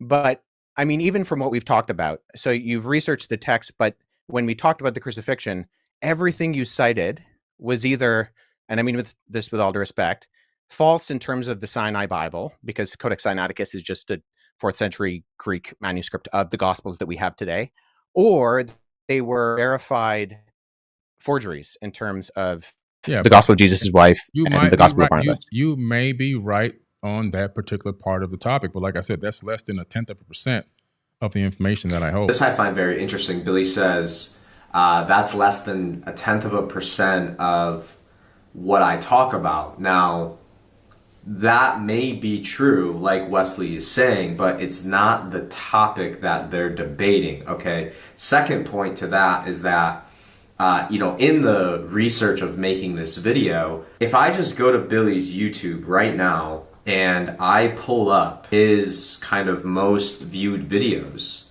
so in the top 10 of his main videos that are posted on his YouTube, the one that talks about Jesus and Christianity is right here. Could the God of the Bible really be Satan? Now, these did okay, but his lives tell a bigger story, popular. So all of his lives, a lot of them have to do with Jesus and Christianity. His top live, 2.2 million views. Could the God of the Bible really be Satan? He reposted that one as a video and got a top view as a main video too. And then he talks about his 4th biggest one. Was Jesus really a student of Thoth, or were they the same person? And I've actually pulled clips for this video, so you've seen clips of these. And then another one, top 5, did Jesus' brother kill his brother and have sex with his sister? I mean, so here's another one. Is religion manipulating you through Satan and Jesus? And here's another one. Was Jesus a student of Thoth, or were they the same person? By Billy Carson. So, and there's even more. So, there you see, he says this is less than 0.1% of what he knows, and I'm sure that's true, but... My research and investigation is second to none. I'll stand by my research and investigation against anyone. It's not 0.1% of what he talks about, clearly. I mean, some of his most viral videos are making these crazy claims, and I think that's the whole point of why we set up this whole debate in the first place. And like I said earlier in the video, you've gone on Patrick Bet-David and you said the same thing. 12, he shows up in Egypt, and we know that's a fact because I take people on tour every year to Egypt, and I take them to the house that Jesus lived in. It's a crypt. It's actually worship. People come there to see that bed that he laid in every single year. When I take people there, we take them straight there. And we know the path that he traveled throughout Egypt because it's a huge sign outside that Coptic church where he lived that shows where he went. Now, when he was in Egypt, what did he go there for? To learn the Egyptian mysteries. Who taught the Egyptian mysteries? Thoth, the Atlantean priest king. And so Thoth was the teacher of the Egyptian mysteries, or the ancient mysteries of what it was called. And then he leaves there and he goes to Tibet to learn Qigong and Reiki healing, which was confirmed by the Dalai Lama. And then he heads down into India to learn the mystic arts, teaching reincarnation all the way back. You've gone on Andrew Schultz and you said the same things. Jesus was crucified. Whoa. Well, that doesn't exist in the Sinai Bible. What happened? It doesn't exist in the book of Barnabas. But they left that out of the Bible on purpose. You've gone on Nick Cannon and you said the same things. The Lord is my shepherd, I shall not. I give you all these prayers and verses off the top of my dome because I did them so many times. Right. And so, just doing that, it became a part of me and understanding like, okay, well, there's something here. But at the same time, because I studied it so well, I recognized a lot of discrepancies that didn't make any sense to me before I came across the ancient tablets and saw that they were copied from ancient tablets that were thousands of years prior. And a whole bunch of other podcasts through the years spewing these lies because it's a popular topic for your brand. And again, like, it's not true. So you're just quite literally spewing lies. And I don't really even know if Billy knows what he's doing is not true. Well, he does now after Wesley, but he has still gone on shows after this interview and spewed the same lies. Now, could those shows have been filmed prior to the Wesley interview? Possibly. But I just don't know, you know? I really just don't know here. So what do you think? Sure, but that was the original question. So yeah. So that's what I'm saying. I'm saying, okay, well, so I'm going off of what we've already talked about. So you've said you explore the text. I don't deny that. But the evidence, by going off of what you have put forward in terms of the actual documentary evidence, is not just less than convincing in my respect. And I mean this with respect, because I think you have done a lot of research. You've traveled to these places. I have too. Like, this is what I do as my career. But I'm not really getting indication, because in history, we go to the primary sources in their primary languages. And when Mark asked, okay, why do you deny the crucifixion? The sources you used were not primary. Okay, we're still talking about the same thing over and over again. There's so much more we can talk about here. We're wasting a lot of time. There's so much more. That's this amount. Do you guys? There's so much more stuff to talk about. Do you think that talk about it? And this is when I felt like Billy wasn't interested in truth, and he just clearly was getting upset that he really had nothing to say to Wesley.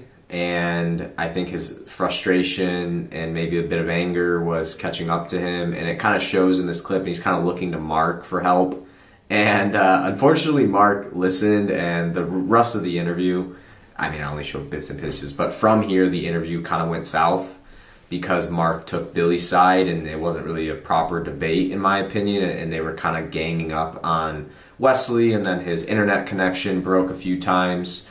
But it didn't it doesn't even matter really, because if you know, at least for me, the pattern I've noticed in Billy is that, like I said earlier, when he talks, he stacks things. He'll say like 3 or 4 or 5 different facts, which in this case, all of them were not true. So he'll say like 3 things, and then you'll answer one of them, but then he'll try to go on to another topic, but you haven't debunked all 3 things.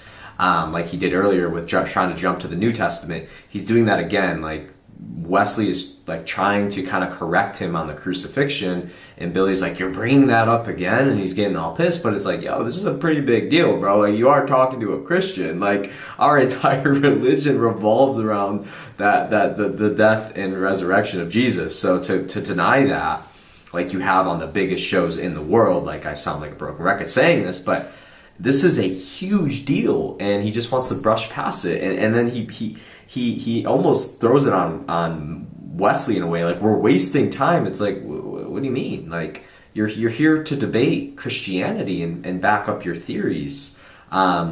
It seemed like somebody was getting caught, and they were just trying to move on because they were uncomfortable. Rightfully so, but it wasn't professional in my beliefs. And then you could kind of see Wesley's like, yeah, okay, dude, okay. It's kind of he's really sweet. Wesley, I think he could have went way harder. I think he was very nice. He was very kind and nice in this situation. I thought forbidden knowledge didn't dance around the bushes. It feels like dancing to me. This is dancing if I've ever seen dancing in a debate. Come on, man. And you got to be real. All this dancing around the bushes, you know it, guys, I'm forbidden knowledge. I don't dance around the bushes. That's not who I am. You already know that. That's why y'all come to my rants, because I don't dance around. I'm going to give it to you like it is. Whether you like it or not, I'm going to give it to you like it is, period. You're going to give it to us like it is, but you won't give it to Wesley like it is because you can't. And I'm telling you right now, the Christians on this planet are responsible for half the problems we got. The Christians on this planet are responsible for half the problems we got. That's a crazy claim, dude. What is your issue with Christians? This is my conspiracy and my personal opinion about why I think Billy goes so above and beyond to try to make Christianity not seem legit. This is multifold, and I'll just break it down for you. Based off Billy's words, he was raised in a religious household. His dad, made him do Bible reports, and by a young age, he was at bars reciting Bible verses and prayers like he showed in that Nick Cannon clip. That has to tell me that Billy actually did read the Bible. Billy understood the Bible. Billy, maybe believed in Jesus Christ at one point. And then probably, if I had to guess, Billy's a smart guy. This guy is not an idiot by any stretch of the imagination. In a lot of ways, he's incredibly intelligent and he's incredibly interesting. He's like very, very different type of person. And I have to assume that as Billy got older and matured in age and maybe even in the Bible, he started to have questions, maybe things like about Deuteronomy and other harder to understand verses in the Bible. And when he had those questions, maybe they got shut down by pastors. Maybe they just said, hey, you shouldn't question the authority of God, which I don't personally believe in. I think everybody should question. If you don't question how you grew up and religion and everything, you shouldn't believe anything off blind faith. Personally, that's my personal beliefs. And I have a inkling that Billy did that. And these pastors and these preachers, they didn't have answers for him. And being a smart kid, it probably got him to wonder, if this is true, why can't these pastors, why can't these preachers answer my questions? And that maybe created some doubt in him or doubt in people who were Christian. I don't know.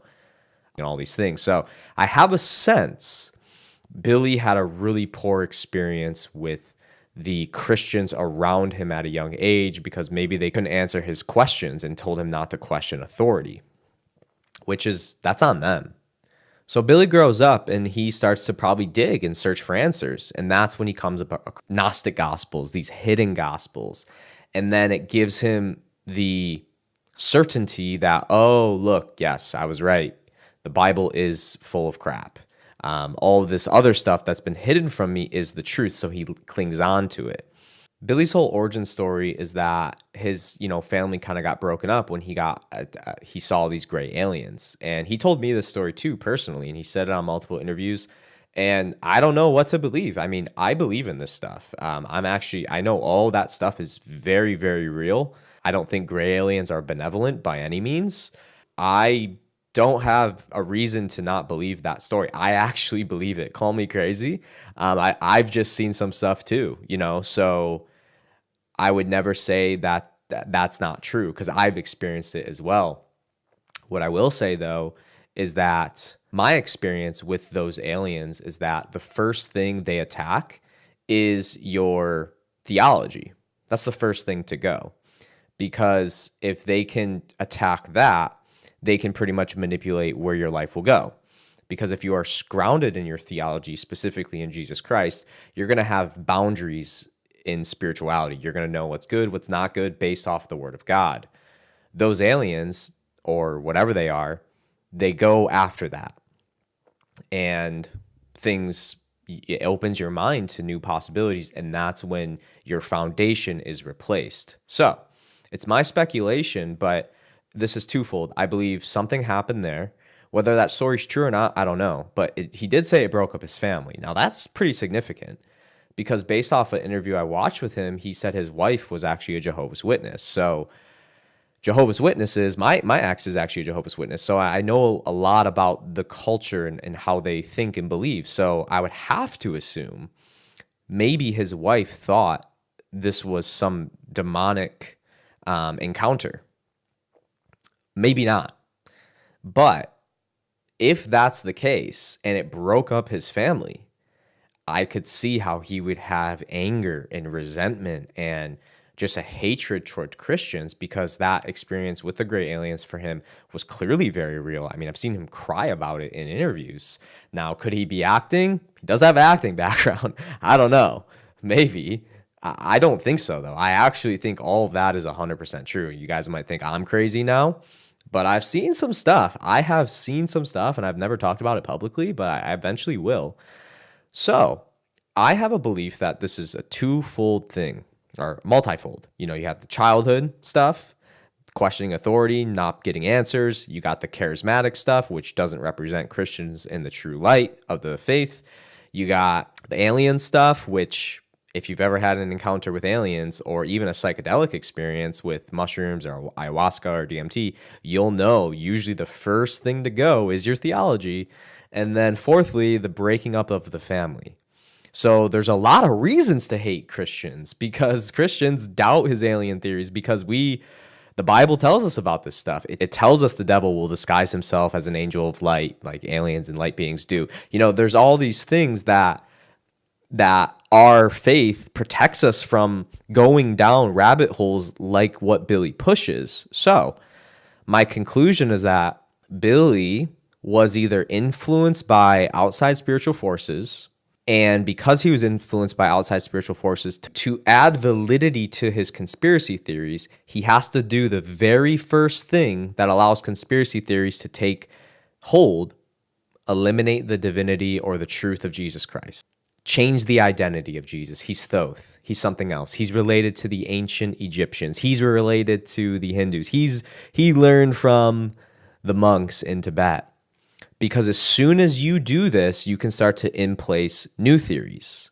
If the Bible isn't true and the figure of Jesus isn't true from the Bible, you can't trust it. It's not there. So if Billy can wreck that for you, he now gives you his theories, which we now know they're not rooted in anything that can be backed by real historical or archaeological evidence. So this is my conspiracy theory, is that Billy's entire body of work relies on Jesus not being who the Bible claims him to be, and to be some type of alien, Atlantean being. Because then now, once you change that base foundation, the sky's the limit. You can make pretty much anything up and people will believe it, because they automatically don't trust the authority of the Bible. And I've been in enough cults and in the New Age and in the occult to tell you, Billy is not the only spiritual leader to do this. Every single one of the spiritual leaders I've ever worked with in this space do the exact same thing. Tony Robbins included. And he's like gentle with it, but he does it. And I've seen him do it. But Joe Dispenza, all these guys, they all do the same thing. They gotta strip away your beliefs about Jesus. Even Joe Dispenza talks about the Gnostic Gospels. So there's something here. I don't quite know what it is. I believe it has something to do with a darker demonic energy influencing people like Billy to peddle lies, to strip away the divinity of Jesus Christ. That's all this all comes back to. Because if you can do that, you could change a person's entire destiny, for sure. And I know that because I know what life is like without Jesus, because most of my life I have been a believer of the New Age, of the occult, of ancient mysteries. I mean, this is stuff I've studied extensively, plus Hinduism, which is kind of mixed in with all of this in a way. So that's my conspiracy theory. What do you guys think? In a way, I feel sorry for him, because he has been kept away from one of the greatest things that's ever happened to my life. And like I've said, I've searched high and low for spiritual truths. And it really breaks my heart that somebody who's had such a bad experience is now taking so much time and energy to directly lead people away from Jesus Christ. It's really sad. And I was one of those people, and there's been a lot of people that have reached out to me and told me the same exact thing about Billy Carson. And I feel a lot of these people just have had a poor experience with religion, and because of that, they have turned to people like Billy Carson, who are just peddling purely fraudulent lies on multiple different levels. So I want to remind everybody, religion killed Jesus Christ.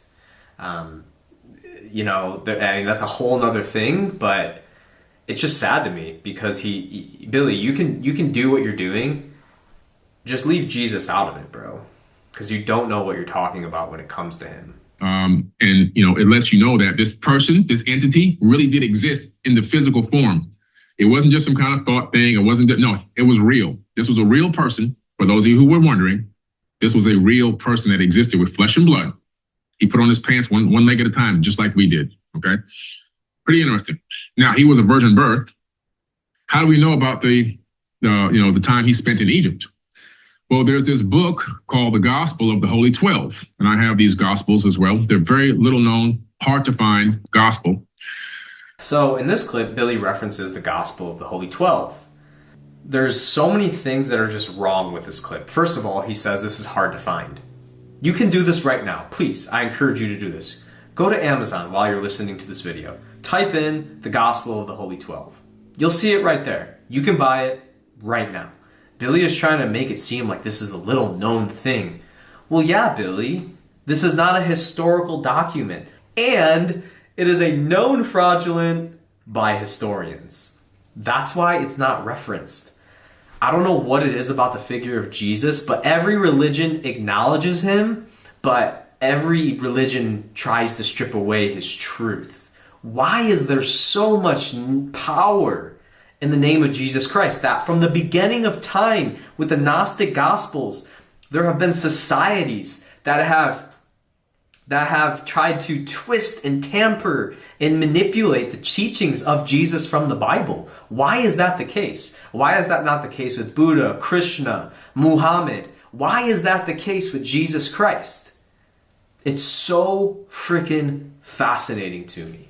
And that question is actually one of the things that brought me to Jesus Christ. Personally, again, I spent 13 years in the occult. Like, I know all about the ancient stuff. I've done it. And I have found Jesus of the Bible to be true. After this interview with Wesley and Billy and Mark, Billy went on the Nick Cannon show and talked about how Mark went to his wedding and how Mark is also a Christian and how he loves everybody and how Mark's wife is a Muslim. And this clip is going to be kind of helping everyone listening to deconstruct the truth about Mark and Billy's relationship and the truth about who Mark is as a Christian. Now, Mark is the same person that hosted Billy and Wesley on his show, and Billy brings Mark up in this podcast with Nick.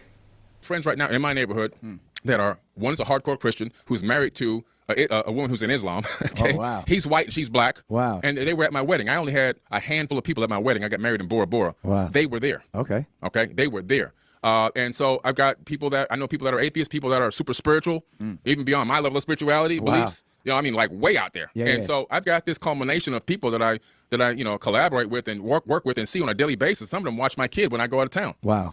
And so I don't have any ill feeling towards anybody. So I find this really weird. Again, I don't know if Billy is innocently lying, if he's purposely lying. I don't fully know. All I know is that Mark is not a Bible-pushing Christian, like at all. He's a very progressive Christian. I've known Mark for years, I've spent a lot of intimate time with him. Never once did he push the Gospels on me. I think what Billy's trying to do here, I've seen people do this before. They associate with people with quote-unquote different beliefs as them to position themselves in a certain way. I'll give you an example. Let's say I was a racist and I had this secret hate amongst black people, but I didn't want you to know that. So because I'm a public figure or I'm a rising public figure, I'm going to associate myself with black people so that you won't ever question if I'm a racist. I believe, allegedly, this is what Billy's doing. People like Tony Robbins do this as well. Tony Robbins says he's a Christian, and I think he says that so that Christians will lower their guard and pay him to go to his events. I really think Billy did the same thing with Mark, that he tried to associate and bring a Christian close to him so that people would put their guard down about him. And you have someone like Ruslan, who's this huge Christian influencer, actually believe Billy's lie and credit Billy. Like, wow, I can't believe he's friends with somebody like Mark. But man, I mean, how cool is it that Mark's around Billy? Like, that's really cool. And I'm impressed that they're friends and that he's willing to challenge him and push back. And so he is like, hey, I know this guy Wes. He's a gentleman. But then Billy twists the perception of who Mark really is. Mark is not a Bible-thumping Christian. There is literally not one time in my 2+ years of knowing Mark and knowing him very intimately, more than Billy does, that Mark ever pushed the gospel on me. Never once. Literally, never once. So this is this is just, again, this might not be a full lie. Allegedly, I think it is.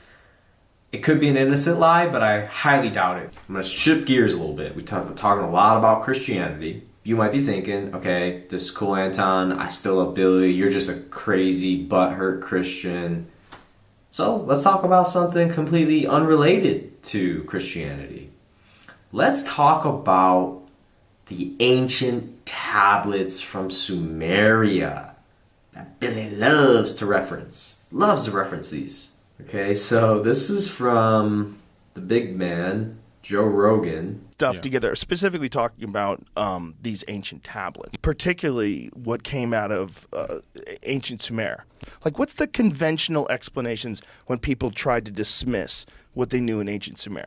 These people left behind such detailed records and information. It's a time capsule of information on stone tablets for us today to be able to decipher, break down, and understand, and that's what we're here to do now. It's incredible work, and it takes a long time to do. And then you have to let this thing dry, and then it becomes stone. If people were supposed to be trying to worry about how they're going to get their next meal, shelter for the night, who has time to sit down and write these incredible works of art like the Epic of Gilgamesh, for example? Billy claims to be an expert on ancient civilizations.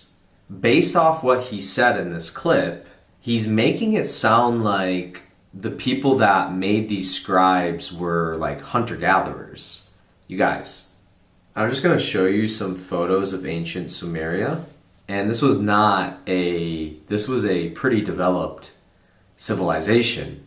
And they had devoted people. I forget their exact names, but there's literally devoted people to writing these scribes. They kept things like, history in these scribes, accountant records. This was people's jobs to transfer information to these tablets. The way Billy paints it to Joe is like they were like running away from aliens or something, and all this crazy stuff was happening, and they had to like scatter to like write these things down quickly. Like, that's literally not at all how it went. Yeah. So I think they really were writing down, and also they were transcribing information that was given to them by these quote unquote gods with a lowercase g. Here's what Google has to say. Sumerian scribes were highly educated members of the ancient Mesopotamian societies who were trained to read and write on various subjects. Just because something's written in an ancient language does not necessarily mean like the people were like uneducated. Like, Billy, out of all people, should know this. Ancient civilizations, a lot of them were freaking incredible. And there is I'm not saying all of Billy's stuff's not true. I'm sure there's a ton of truth in what he says. Obviously not in the regard to Christianity, but I'm sure other areas of expertise, he talks about this stuff more in depth where there's probably some accuracy, but he should know that like just because a society was ancient like doesn't mean they weren't like established.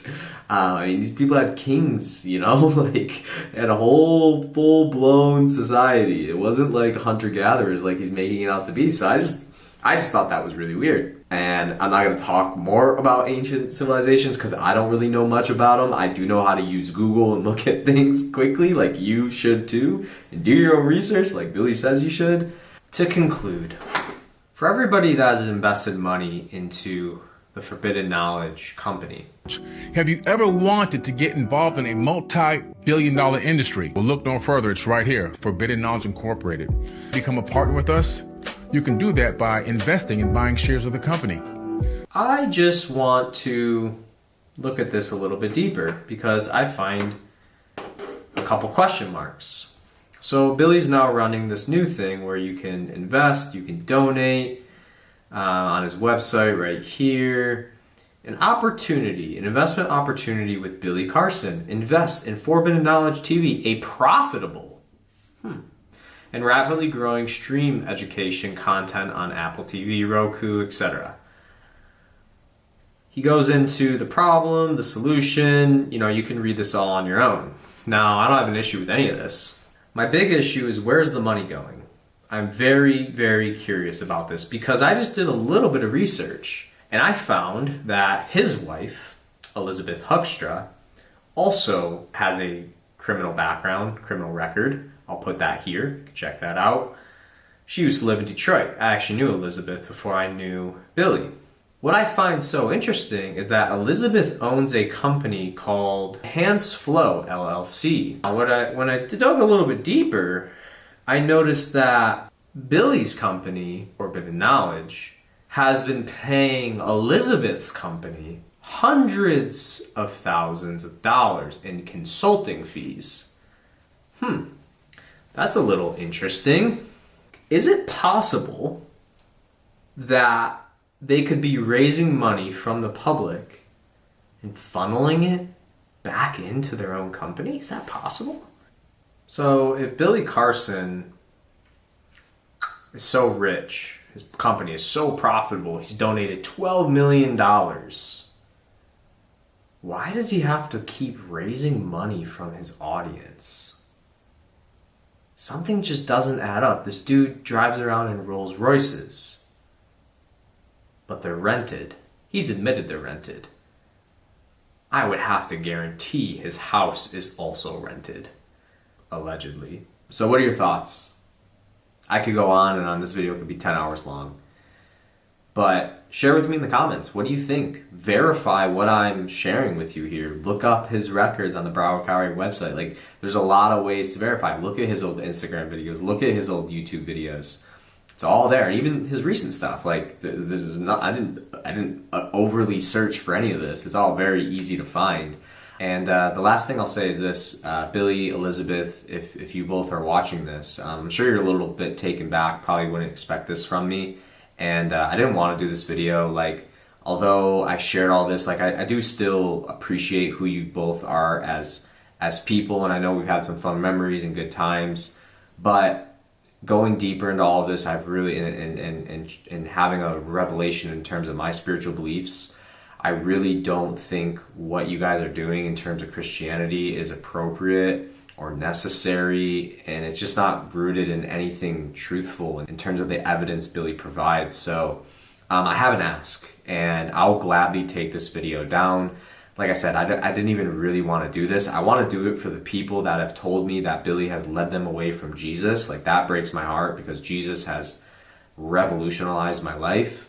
But I will take this video down if you do. All I ask is this: Billy, man, if you can just make a claim to your audience saying that whatever the reasoning for this, you were uneducated, you didn't realize you were working with fraudulent documents, and like none of what you said is true. If you can make a public statement doing that, man, I will gladly take down this video. I also think it would be appropriate to contact people like Patrick Bet-David and Andrew Schultz and Nick Cannon, some of the biggest podcasts in the world, and maybe either go back on them and kind of change your tone a little bit around Christianity and inform them, hey, I misspoke here, I misspoke there, can you edit this part out, or can you take it down and rerun it back, man? Again, I'm not trying to like pressure you to do something. I'm not trying to like hold this video over your head, but for me and all of the Christian community, we can get behind this, because you gotta understand, man, we're not talking about the Egyptian gods and you know, throwing shade on the Anunnaki. Like, we don't do that because we don't know anything about it and it doesn't matter to us. Like, but you gotta understand, like, this is really our personal God. Like, we really believe this stuff. People have had encounters with Jesus. I have personally, and it changed my life. So you can think whatever you want about that, but for me and for millions of Christians, this is a very real thing. And it's like, if your dad was an amazing man and he never did anything wrong and all he did was loved you, and then you had somebody just totally twisting everything about who he is, how he loved, his true identity, you're like, yo, that's my dad. Like, I know everything about him. What's this person making up? You'd feel some type of way. I mean, that's kind of a poor analogy because it doesn't show the grandness of what we really feel, but it is similar to that. I'll gladly take this video down if you will just publicly declare, hey, you know, I was wrong, made a mistake, these documents were fraudulent, etc. Dude, honestly, looking out as a friend, this will help you. This will help you. If you're willing to admit your wrongs, man, people will trust you. Like I said, I don't want to hold your past against you. I really don't. Because I've seen parts of you, Billy, that are beautiful. We've had great times, man. Like, you're not a bad person, and I hope this video didn't paint you out to be that. But there's just a lot of question marks around a lot of your behavior. And there's redemption, man. We all make mistakes. And again, I don't even think any of this is too big of a deal. But you don't need to lie. You don't need to shoot down a religion. And I really think you would gain a lot of respect from a whole new branch of audience you're not tapping into if you could humbly admit your wrongs and stop talking about our God, man. With all due respect, peace and love.